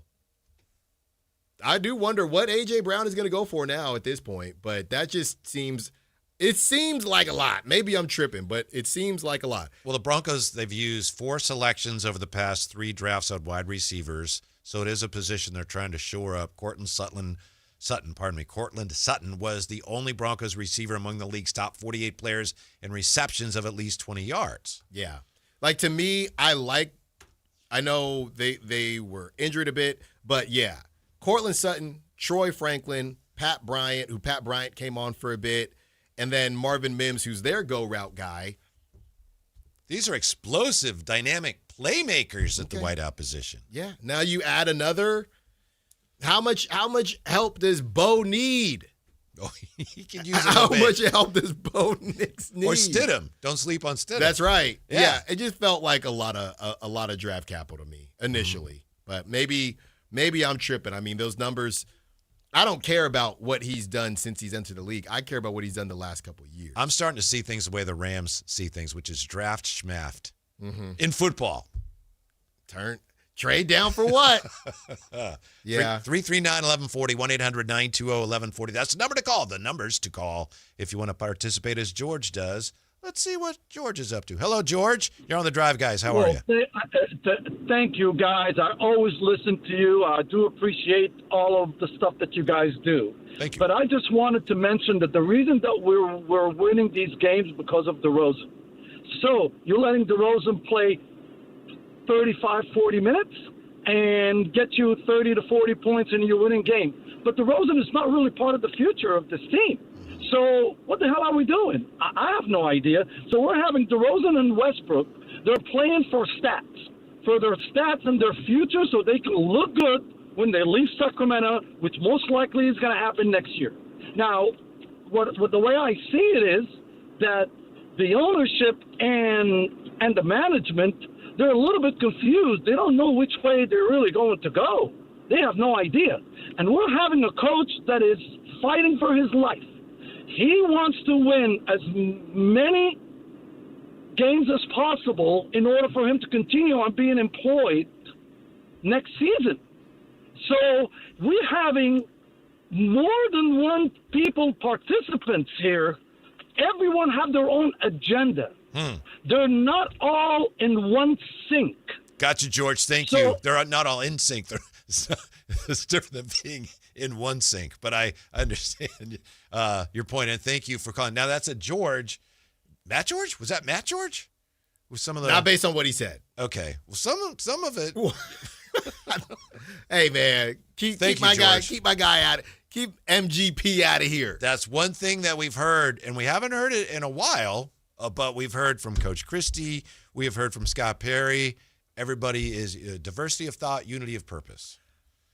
I understand why you're saying that, though, because it looks like there was a little shift in in emphasis. George brought up a good point, and I know it's hard to find a guy like this, and we brought up the David Fizdale quote, how he just was cooking his record. But George brings up a good point when it comes to Doug Christie. Let's say that Scott Perry, and it's tough if it's not an interim situation, but let's say Scott Perry went in a different direction from Doug, okay? Let's even say that Doug isn't hired. Let's say that they go with Luke Laux or somebody that it was very clear it was a more interim situation last season, and they say, okay, thank you for your service, whoever it was, thank you for your service, we're going to go find another coach.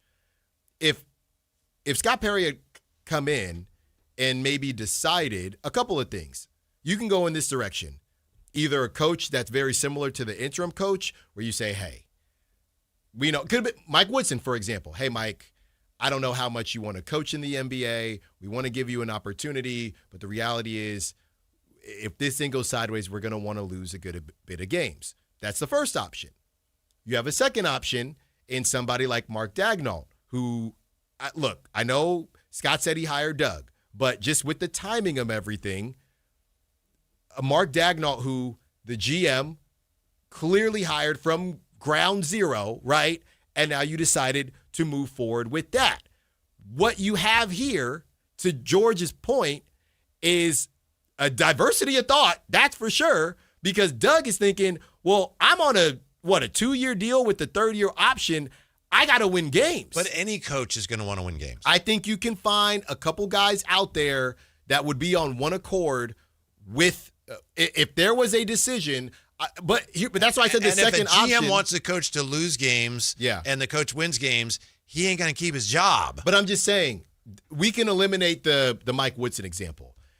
Fine. Use the Mark Daigneault example where you say, hey, and I don't know what Mark Daigneault's first contract was, but the way Doug was kind of already here will make people wonder. If GM and coach came in at the same time, maybe they'd more so be in the camp of, hey, we don't need you to play DeMar for 40 minutes because we're on the same page here this first season. Doug was already there.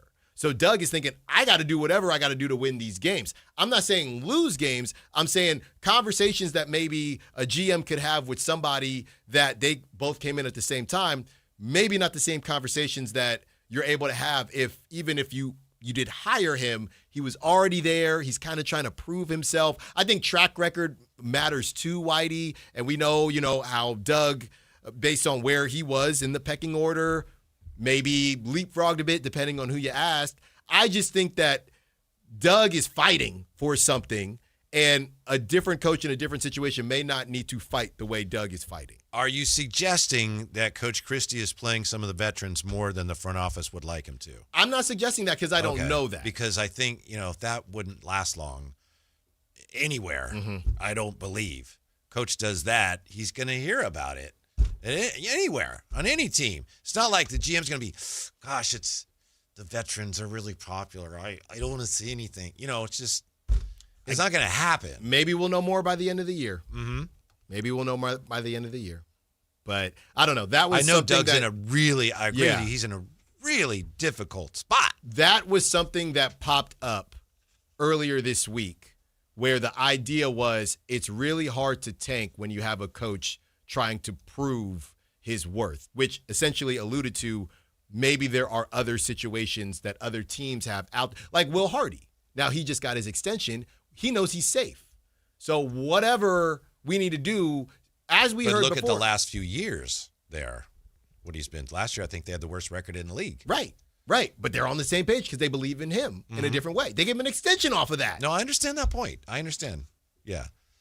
Did Scott Perry really, is that really his hire? Right. Mm-hmm. And maybe it's, hey, well, I need to show what I can do. He does not have the same comfortability as Will Hardy. He doesn't. 339-1140, 1-800-920-1140. We'll get back to that conversation. Also, it's a great holiday. St. Patrick's Day, one of the great holidays. Kevin Seven today is going to celebrate St. Patrick's Day with a look at sports' greatest green. So we'll get to that as well as we roll on Sactown Sports.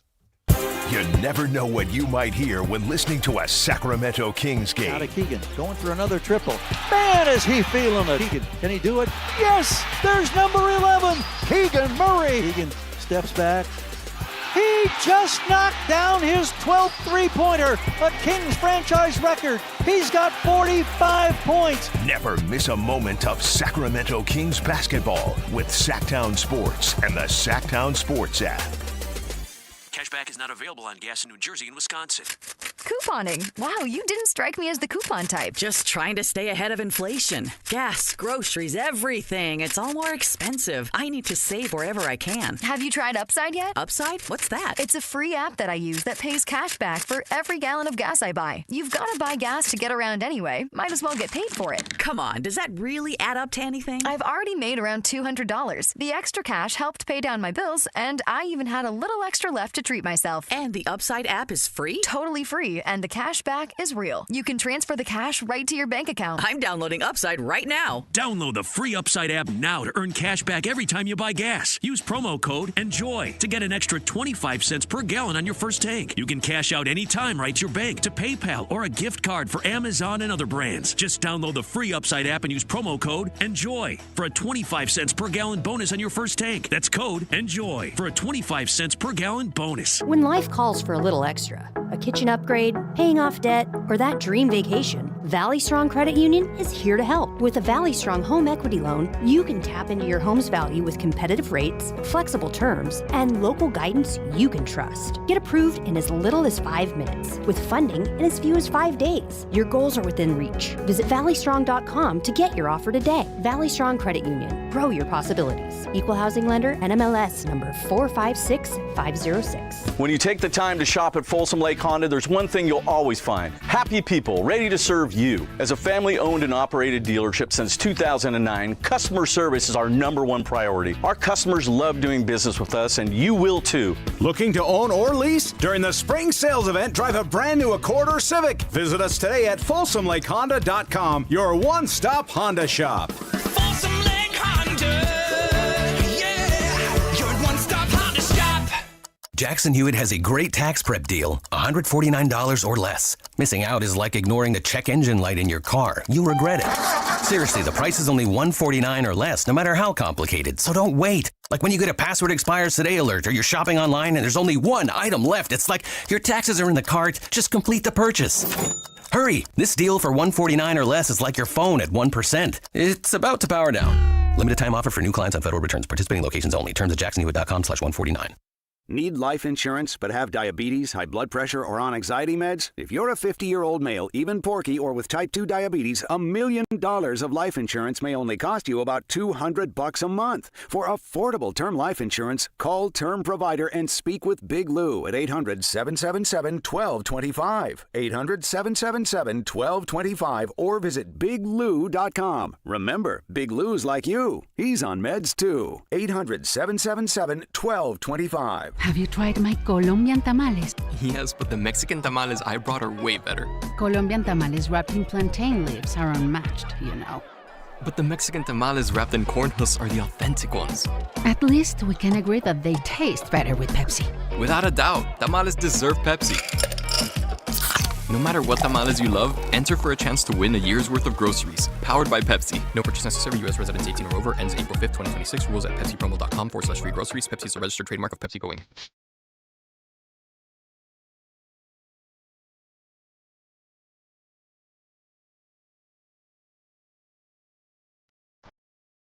The Drive Guys with Kevin Gleason and Alan Stiles on Sactown Sports 1140. I know we haven't agreed on everything today, but we do agree as a show, right, as a program, that St. Patrick's Day is a holiday. Maybe not, it's a lesser holiday, but it's a holiday, right? I got convinced. Because, you know what? Then I kind of, what are we doing with this, with the days where you don't do anything? Right. To Jay's point, hey, you celebrate it or whatever. President's Day, it's a holiday. Yeah. But you don't really do anything. Yeah. It's maybe in school you learn about the presidents. Big holidays. Right. And there are many, many lesser holidays. But you get it off, but I wouldn't, when I think holiday, I don't think President's Day. Cinco de Mayo. Cinco de Mayo. Yeah. Love it. Yeah, it's a holiday, but you don't get the day off or anything. Don't you celebrate it? Yeah. A lot of people do. Anyone getting any green bevies out there? We'll get to today's Kevin 7 saluting the top 7 greens in just a moment. First, let's go to Wally, who's been hanging on to talk with the Drive Guys. Hey, Wally, what's on your mind? Hey, thanks. Called yesterday and today, so thanks for the time. I wanted to talk about the Doug Christie situation that you guys are mentioning, that he's coaching for his life. And I feel like we can agree that he wouldn't be hired by any other organization and probably won't be. So he's pretty much coaching to stay the Kings head coach. And what's best for him would be what's best for the organization and tanking, correct? So I feel like if he wants to keep coaching, the best thing for him would be to lose, so that he gets a better player and runs it back or whatever happens going forward. But I do not believe he's going to be coaching for any other team going forward. Well, thank you, Wally. The best thing for him, obviously, would be to do whatever his instructions say he should do. I get your point. But Jay knows him. We all feel like we know Doug. Some people work with him. I've talked to him. Jay knows him, but we do know he is not a person that can just, we'll lose a few games. No problem. No. And very, very hard for him. And that's what you were saying before the break, Whitey. I was just giving some different, theories that I've heard out there. But basically the idea is if they wanted him to not play those guys, because this is what I've said, right? If they wanted him to not play those guys, then he wouldn't be playing those guys. I guess the argument today is whether he's getting the ability to freestyle. But even in those moments, if they cared that much, they wouldn't just let him freestyle. Right. That's the way pro sports work. Right. No such thing as pro sporks. Mm-hmm. Yes. Yeah. Well, I do like a good spork. Yes. On this St. Patrick's Day, the Kevin 7 today saluting the top 7 greens in sports. Not 2, not 3, not 4, not 5, not 6, not 7. It's not 1, 2, or even 3. It's 7. Kevin 7 with Whitey Gleason. Let me know what you think. Number 7. The top 7 greens in sports. Fenway Park's iconic left field wall, Allen, the Green Monster. 37 feet, 2 inches tall, 231 feet wide. The Green Monster, 310 feet from home plate. Built in 1912, it wasn't called the Green Monster until 1956, 2 years after the first Godzilla movie. How about that? Number 6. This is an order. Yeah. Okay. Number 6, former Dodger, Blue Jay, Met, D-back, Sean Green. Remember Sean Green? Mm-hmm. He was a 2-time All-Star, but Sean Green makes this list because he hit 4 home runs and a double in one game in 2002, May 23rd. Good for 19 total bases, a record tied by Nick Kurtz last July. Sean Green. Yeah, remember That's that crazy. big Yeah. Nick Kurtz day? He Yeah. tied the record set by Sean Green, the number 6. Top green in sports. Number 5. Number 17 at TPC Sawgrass, the infamous Island Green. I like it. Yeah? I like it. Annually consumes thousands of golf balls. By the way, the highest score ever posted on number 17 for a tour event is a 12 by Bob Tway in 2005. You ever shot on an Island Green? Not a true one. I know they have one at Antelope Greens, and I think Bartley has one. I love them. Yeah, the only time a legit one was on our honeymoon, Bahamas. They had one, and I'm thinking, I can't embarrass myself here. Dotted it, Whitey. Nice. Dotted it. Make the putt? Oh, yeah. Well, par. But, I survived. Uh-huh. Do you remember that course? What course that was? Royal Blue, I think. Something like that, yeah. Mm-hmm. Number 4 on the top 7 greens in sports. Jay, it's the Kelly Green of the Oakland A's. Attaboy. Made famous along with Charlie Finley's Fort Knox gold and wedding gown white when the A's moved to California in 1968 and won 3 straight World Series in 1972, 1973, and 1974. To this day, the most underrated team in baseball history. Yeah. They won the World Series 3 years in a row. Kelly Green. Yeah. Mm-hmm. They won the American League West 5 years in a row. Mm-hmm. I like that green. Mm-hmm. And they brought it back. It might have ranked higher, but they went away from it. They have brought it back to their undying credit. Number 3 in the list of the greatest greens in sports. I don't like them, but I got to give them their due. The freaking Green Bay Packers. Oh. Yeah.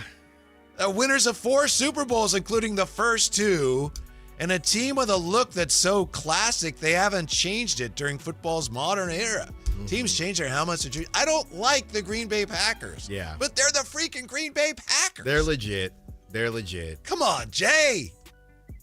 Jay's not even going to comment. No, I look, the brand, it's a strong green brand. Yes. It's a strong green brand. And the stockholders are the shareholders are the fans. Yeah. And yeah. What number do you have them? 3? I am 3. Okay. I can see that. I wrestled with 3 and 4, 4 being the A's, but again, the fact that the A's went away from the Kelly Green for Understandable. a while, that cost them. Number 2, Jay is not going to like it up. Uh-oh. Number 2 is the green jacket, which goes to the champion of the Masters, a tradition unlike any other. Yes. Yeah. That's a good one, actually. That's a good one. Oh, you like that? Yeah, I like the way you put it in there. Yeah, no doubt. I mean, it is iconic. It is. Yeah. It is. My guy Rory finally got one. It's kind of stupid when you think about it. Why do you get a green jacket? I don't know. Of all the things you could get. You know, if you think about it, Hall of Fame coats, green, like winter coats, they're not the best color. No, those they're not. Football Hall of Fame blazers are. The beige? Yeah, or gold. I think they call it gold. But it's not even gold. The light gold. Mm-hmm. Mm-hmm. And the number 1 green in sports. Money. That's a good, I hadn't thought of that. One of the building blocks of the great Steelers dynasty, 4-time Super Bowl champion, 2-time Defensive Player of the Year, and the star of one of the most iconic commercials of all time, Mean Joe Green. There you go. I like it. Number I like 1? It. Oh, I yes, like it. Alan. Number 1? Mean Joe Green was the man. You're too young to understand, Alan. Okay. Me too. Uh-huh. Thank you, Jay. I am too, but I'll go with it. Yeah. All right. Spelled it with an E at the end. Okay. Yeah. Mean Joe Green. Yeah. You're not feeling that number 1? It's okay. I can't feel it. I liked what you said, Jay, with the money, but I just think you're right there with the Masters. You're right there. You're right there. Was that the green? If you were going to include a green in golf, would you go 17. I was thinking, I don't know what number it is, but at Phoenix, when they have the waste management, the par 3 when everybody goes nuts. Yeah. Before the Super I Bowl. like that one too. I like that one too. Pebble Beach has some wonderful greens. You could have had the green from the practice facility of the Santa Clara 49ers. The EMF riddled green of that grass. Who'd you reaching on that one? What? Yeah. I'm not sure where he's going. Yeah. The Sit back and wait for him to come back. The substation green. Substation green. Yep. That's what I would have had. Because it's important. I'm not calling you out, but don't know much about Joe Green? I know the name. If you haven't, that's no, on I know me the for I know the number name one. Mean Joe Green. But I couldn't have him my number 1. Do you know the commercial with the you do? No, you don't. The kid with the Coke? No Coke. The kid, he takes isn't it Jay? He takes a kid, gives him a Coke. Yep. The kid's walking away. Hey kid, and he throws him his jersey. Yeah. Turns around. Never seen that? I've seen reenactments. Oh, okay. Of it. Yeah. It is a little before your time. Yeah. I'll grind some tape. Somebody's saying no Boston Celtics. I was just gonna say, nope. No Boston Celtics. I already had the Green Monster in there. Yeah. I'm not a big fan of the Boston teams, and I couldn't live with myself if I had 2 Boston references in there. Maybe I'm wrong, but I couldn't do it. I don't know, and don't get mad at me, anybody, but yeah, Green College, like a historic Green College. I was thinking Tulane Green Wave, but that can't make the list. Yeah. No, I don't. AC Green. These are some of the other considerations. Okay. The Eagles. I didn't consider that long. But they got a different green. Yeah. This is a good list, Whitey. Great Thank job. you. Happy St. Patrick's Day. When we come back, one reason to watch every tanking team. The Ringer could not come up with one for the Kings, so we will next on Sactown Sports. The Drive Guys with Kevin Gleason and Alan Stiles. This is the story of the one. As a safety manager at a manufacturing plant, he does everything he can to keep his coworkers safe. From finding ways to reduce risks to keeping safety supplies in stock. And for that, he relies on Grainger. Grainger offers a broad range of quality products and next-day delivery, so he can always play it safe. Call 1-800-GRAINGER, click Grainger.com, or just stop by. Grainger, for the ones who get it done.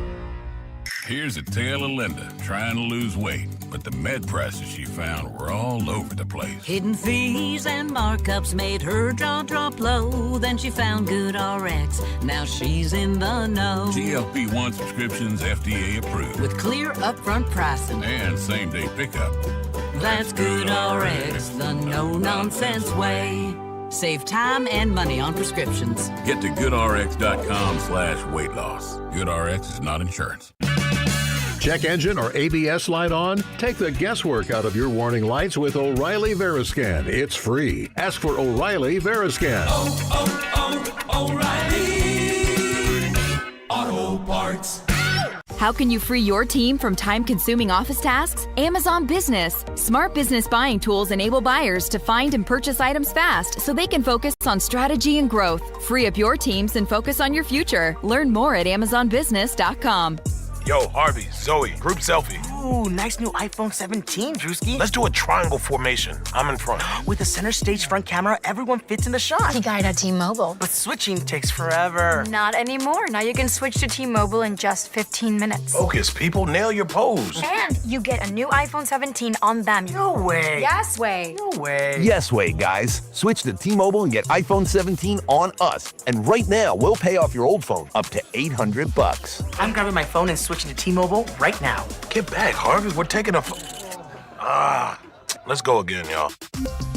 With 24 monthly bill credits, finance agreement, 256 gigabytes, $830, eligible trade-in, example iPhone 13 and new qualifying line, $60 plus per month plan with autopay plus taxes and fees. For well-qualified customers, plus tax and $35 device connection charge. Credits end and balance due if you pay off early or cancel. Contact us. $800 via virtual prepaid card. Card typically takes 15 days after rebate submission, no cash access, and card expires in 6 months. Check out in 15 minutes per line. Visit T-Mobile.com. Spring is here, and there's really nothing better than hitting the open road in a new Honda. Whether you're shopping new or pre-owned, Stockton Honda Honda has the selection and savings, plus get top dollar for your trade. And while life's roads are often filled with bumps, buying from Stockton Honda couldn't be smoother. Wherever the road you travel might lead, Stockton Honda is happy to get you there. Come in today or go to StocktonHonda.com. Anytime, anywhere, it's all here.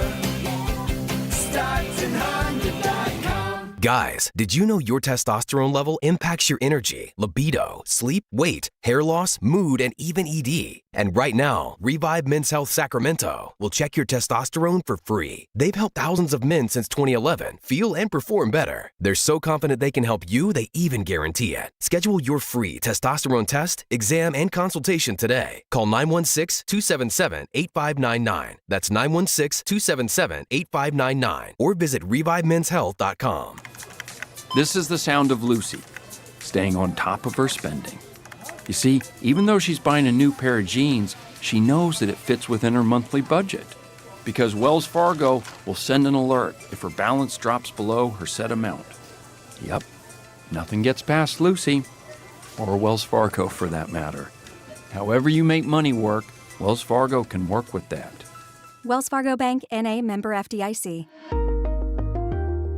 Capital Casino is conveniently located in downtown, 411 16th Street, and has been a part of the greater Sacramento area for over 20 years.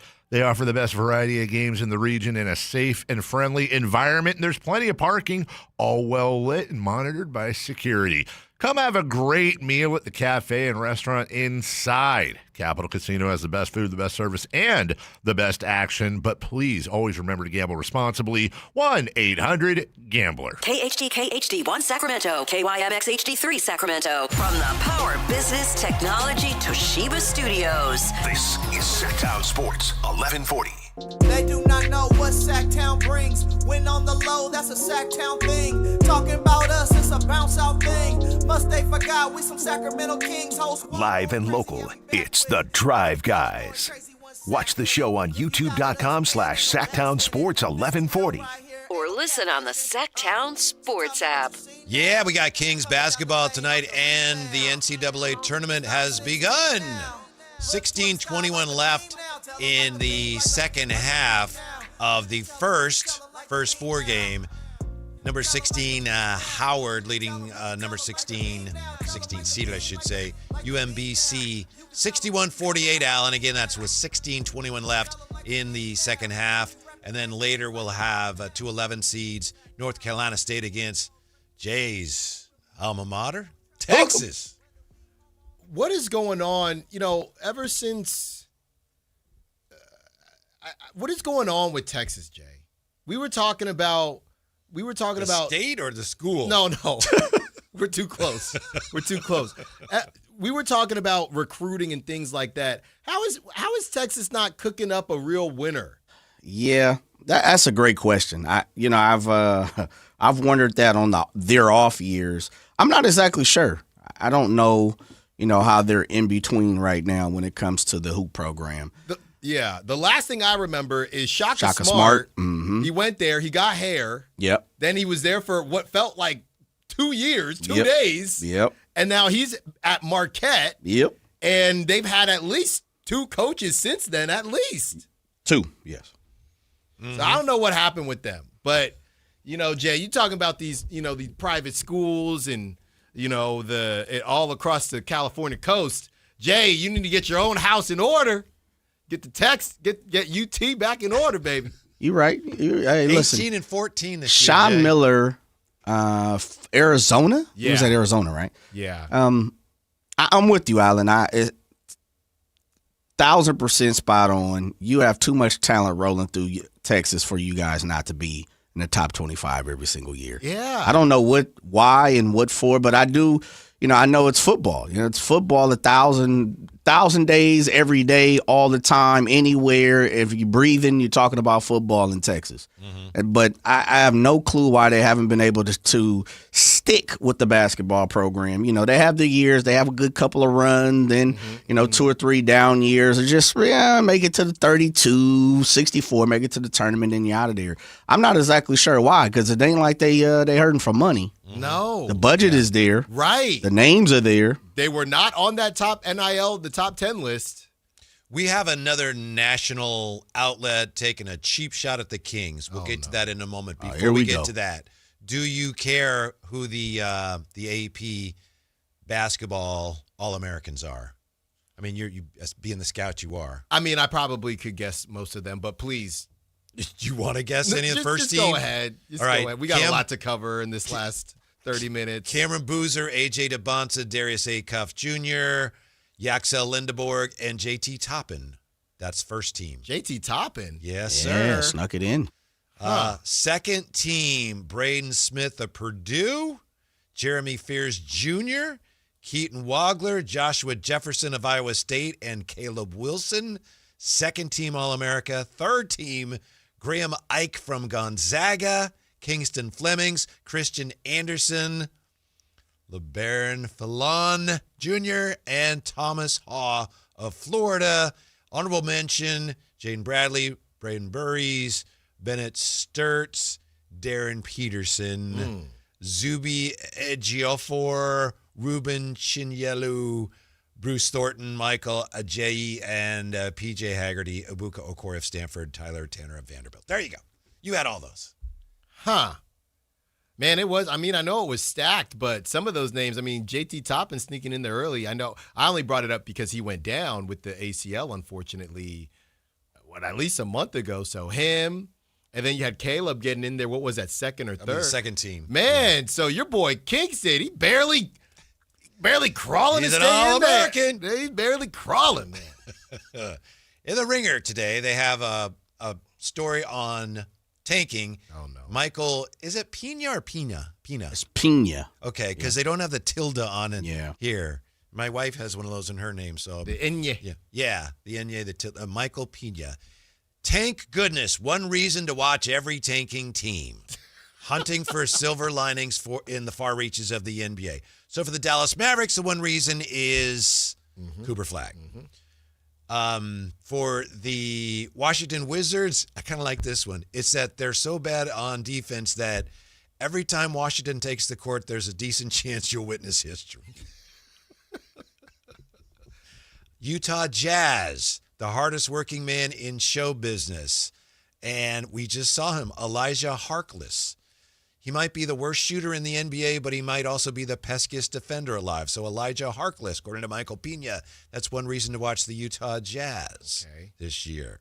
The Brooklyn Nets, the Nick Claxton, Michael Porter Jr. connection.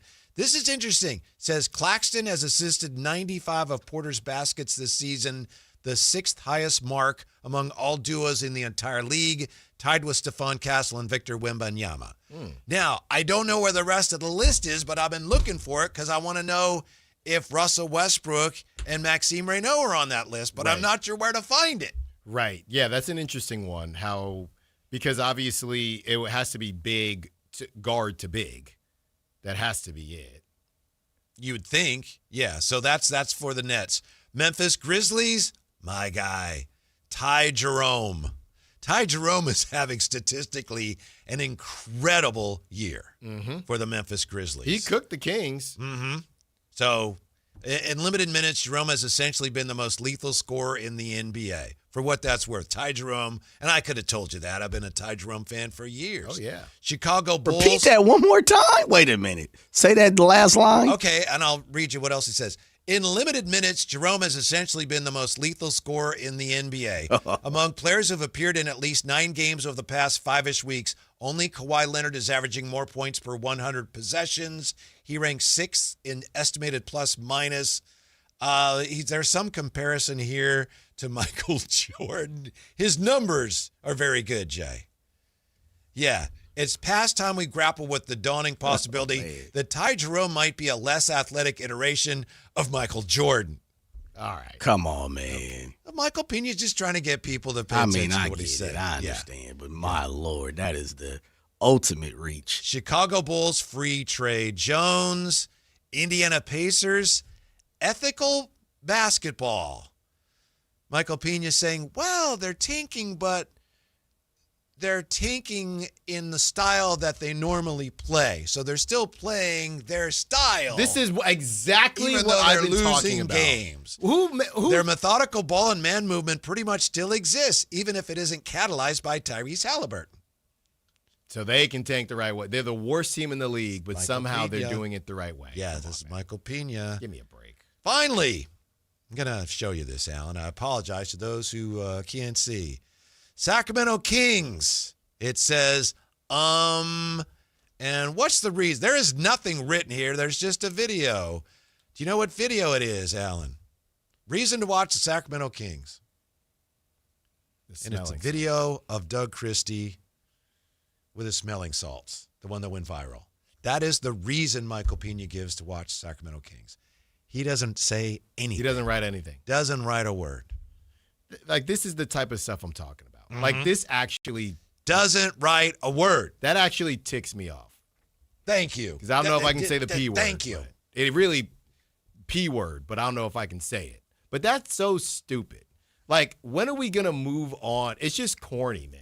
It's the lowest hanging fruit. As I've said before, it's not even hanging anymore. It's picking up fruit that's rotting, that's been on the ground it feels lazy. for 2 weeks. It feels lazy. You didn't want to research the fact that Maxim Reynaud is probably going to be a first team all rookie.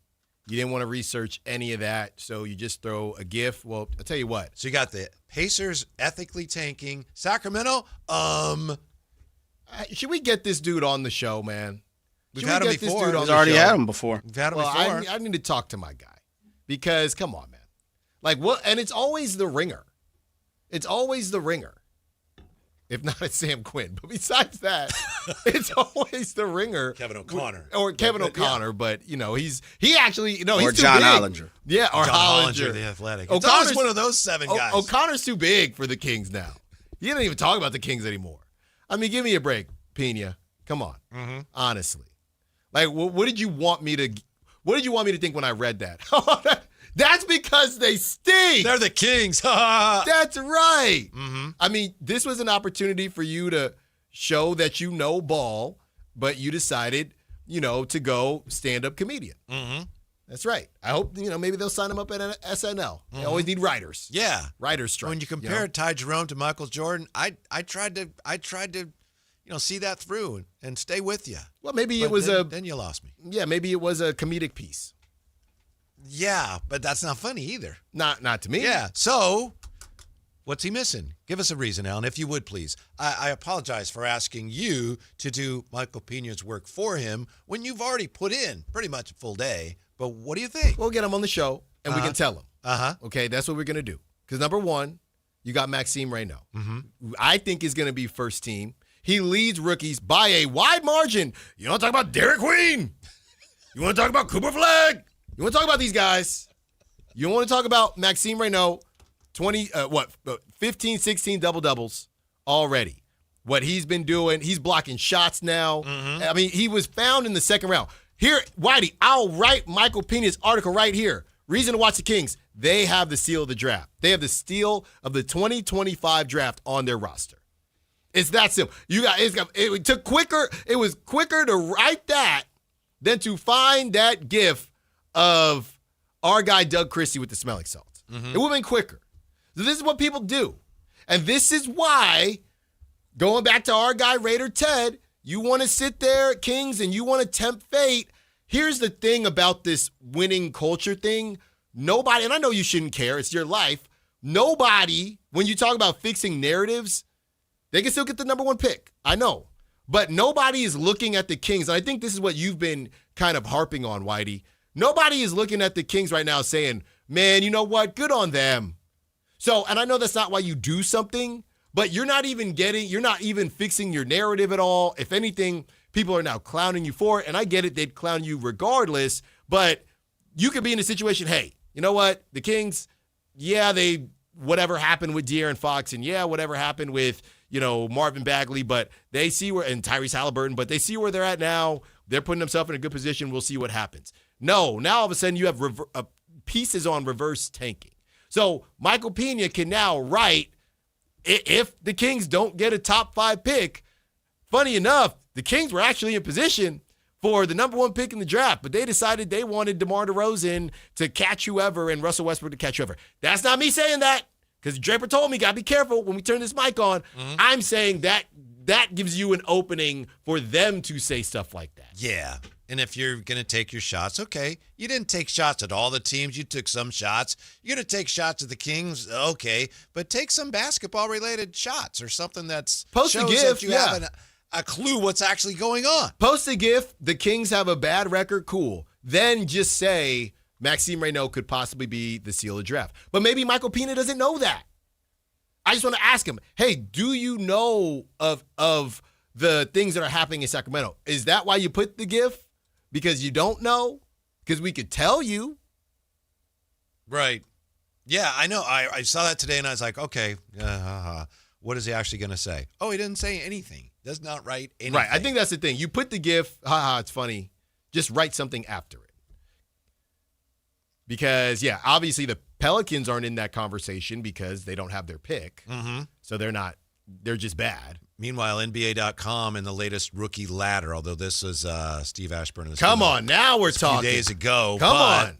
This is March 12th. Number 1, you've got, of course, Con Knipple. Number 2, Cooper Flagg. Number 3, VJ Edgecombe. Number 4, Dylan Harper. Number 5, Maxime Reynaud. Turn me up. Number 5. Turn me up. On the rookie ladder.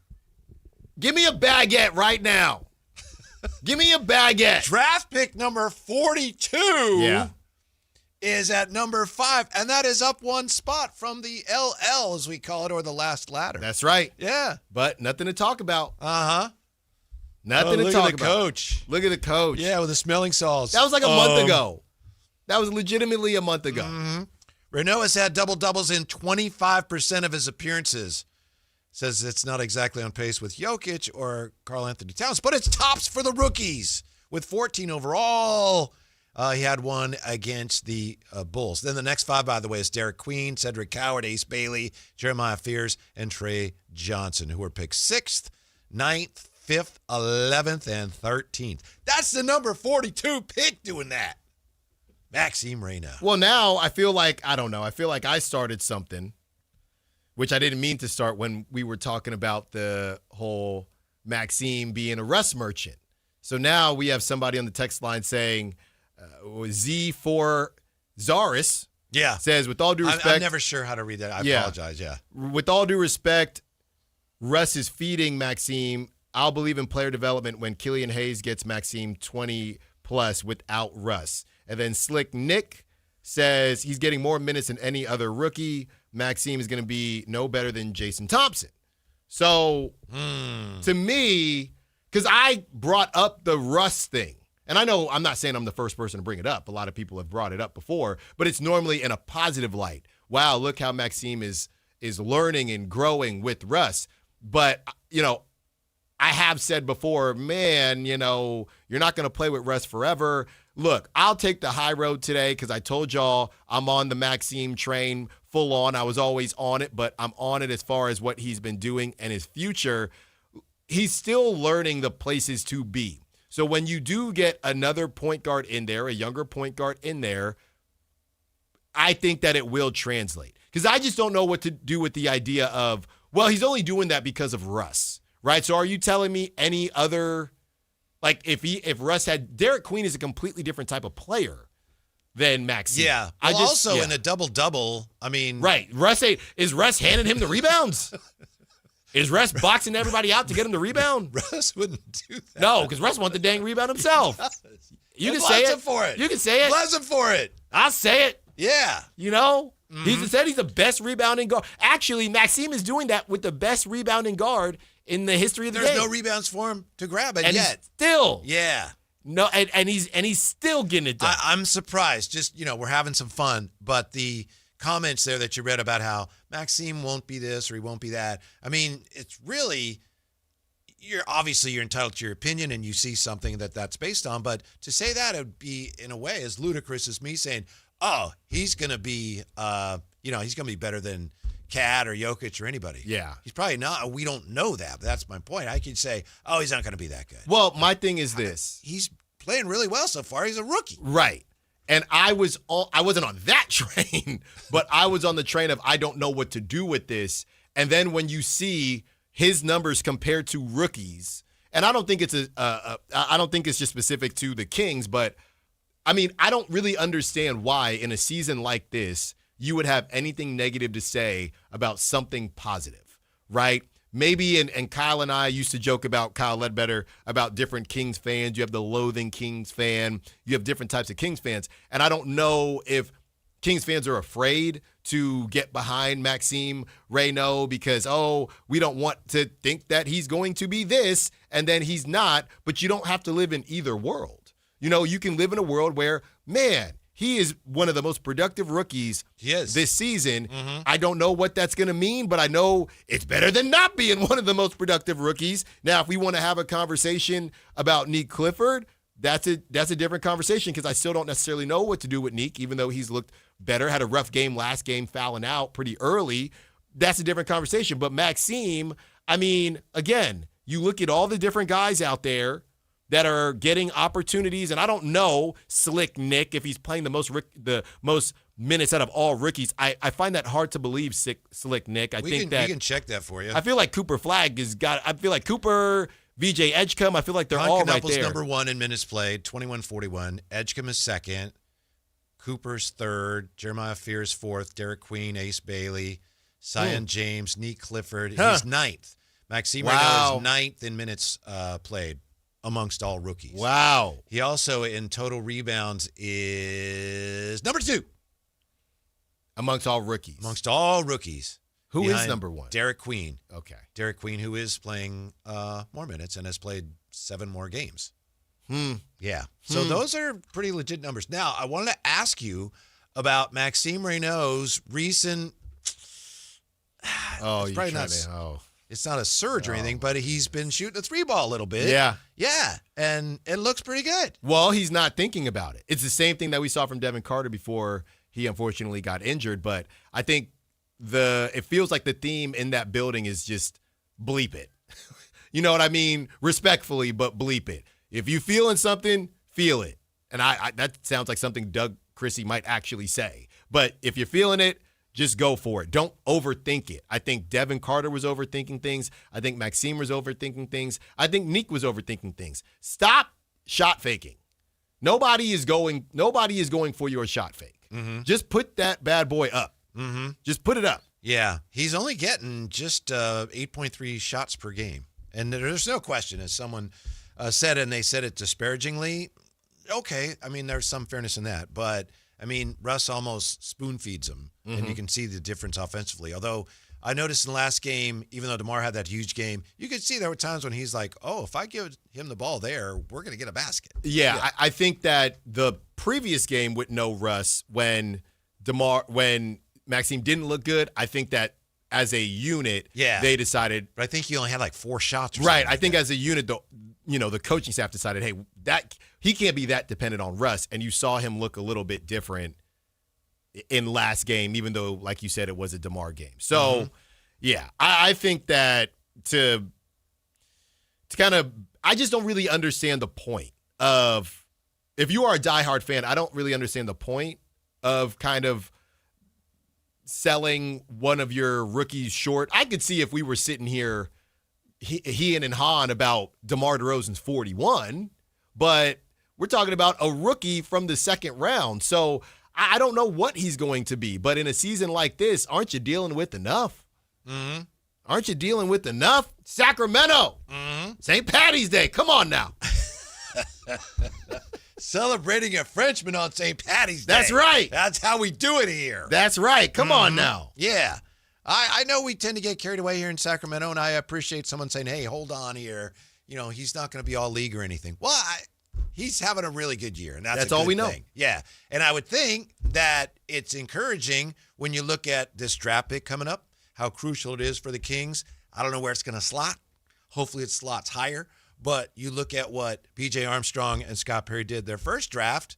It's an inexact science, so you can't assume anything, but that's encouraging. When they got somebody like Maxime Reynaud at 42, now you're going to have picked much higher than that. And maybe that's why they think we want to build on this. We don't need 1. We don't need 2. We don't need. We'll do what Eric Spoelstra said. We'll do with number 14 what you do with your first pick. Look what we just did with Neek and Maxim and Dylan Cardwell. Man, let's win some games. Give us number 8, and let's do this thing. Not what I would do, but it sounds like something that they're saying in that locker room, possibly right now. I know Doug's probably talking right now, but they just said it, Whitey.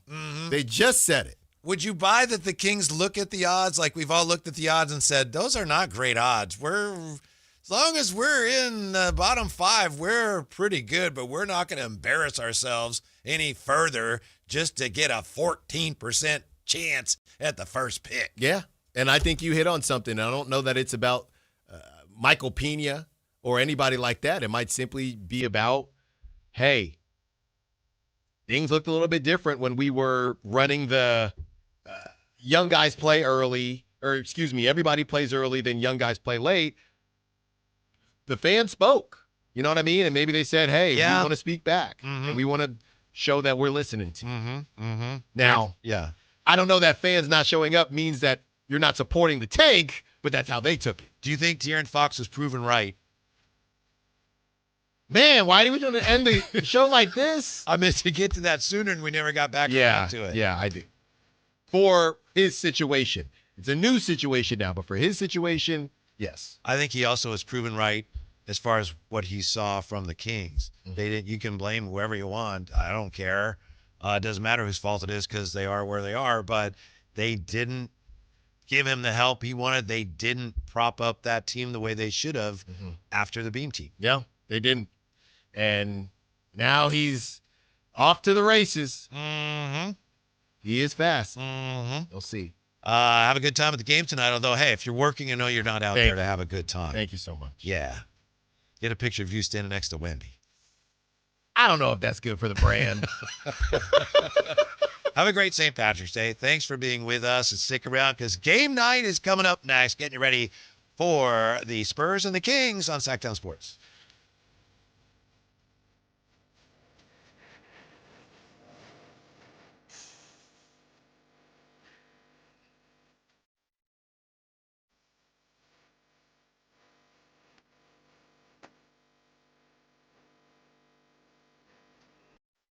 We all hear the radio ads about the IRS. They tell you to be afraid, to be scared.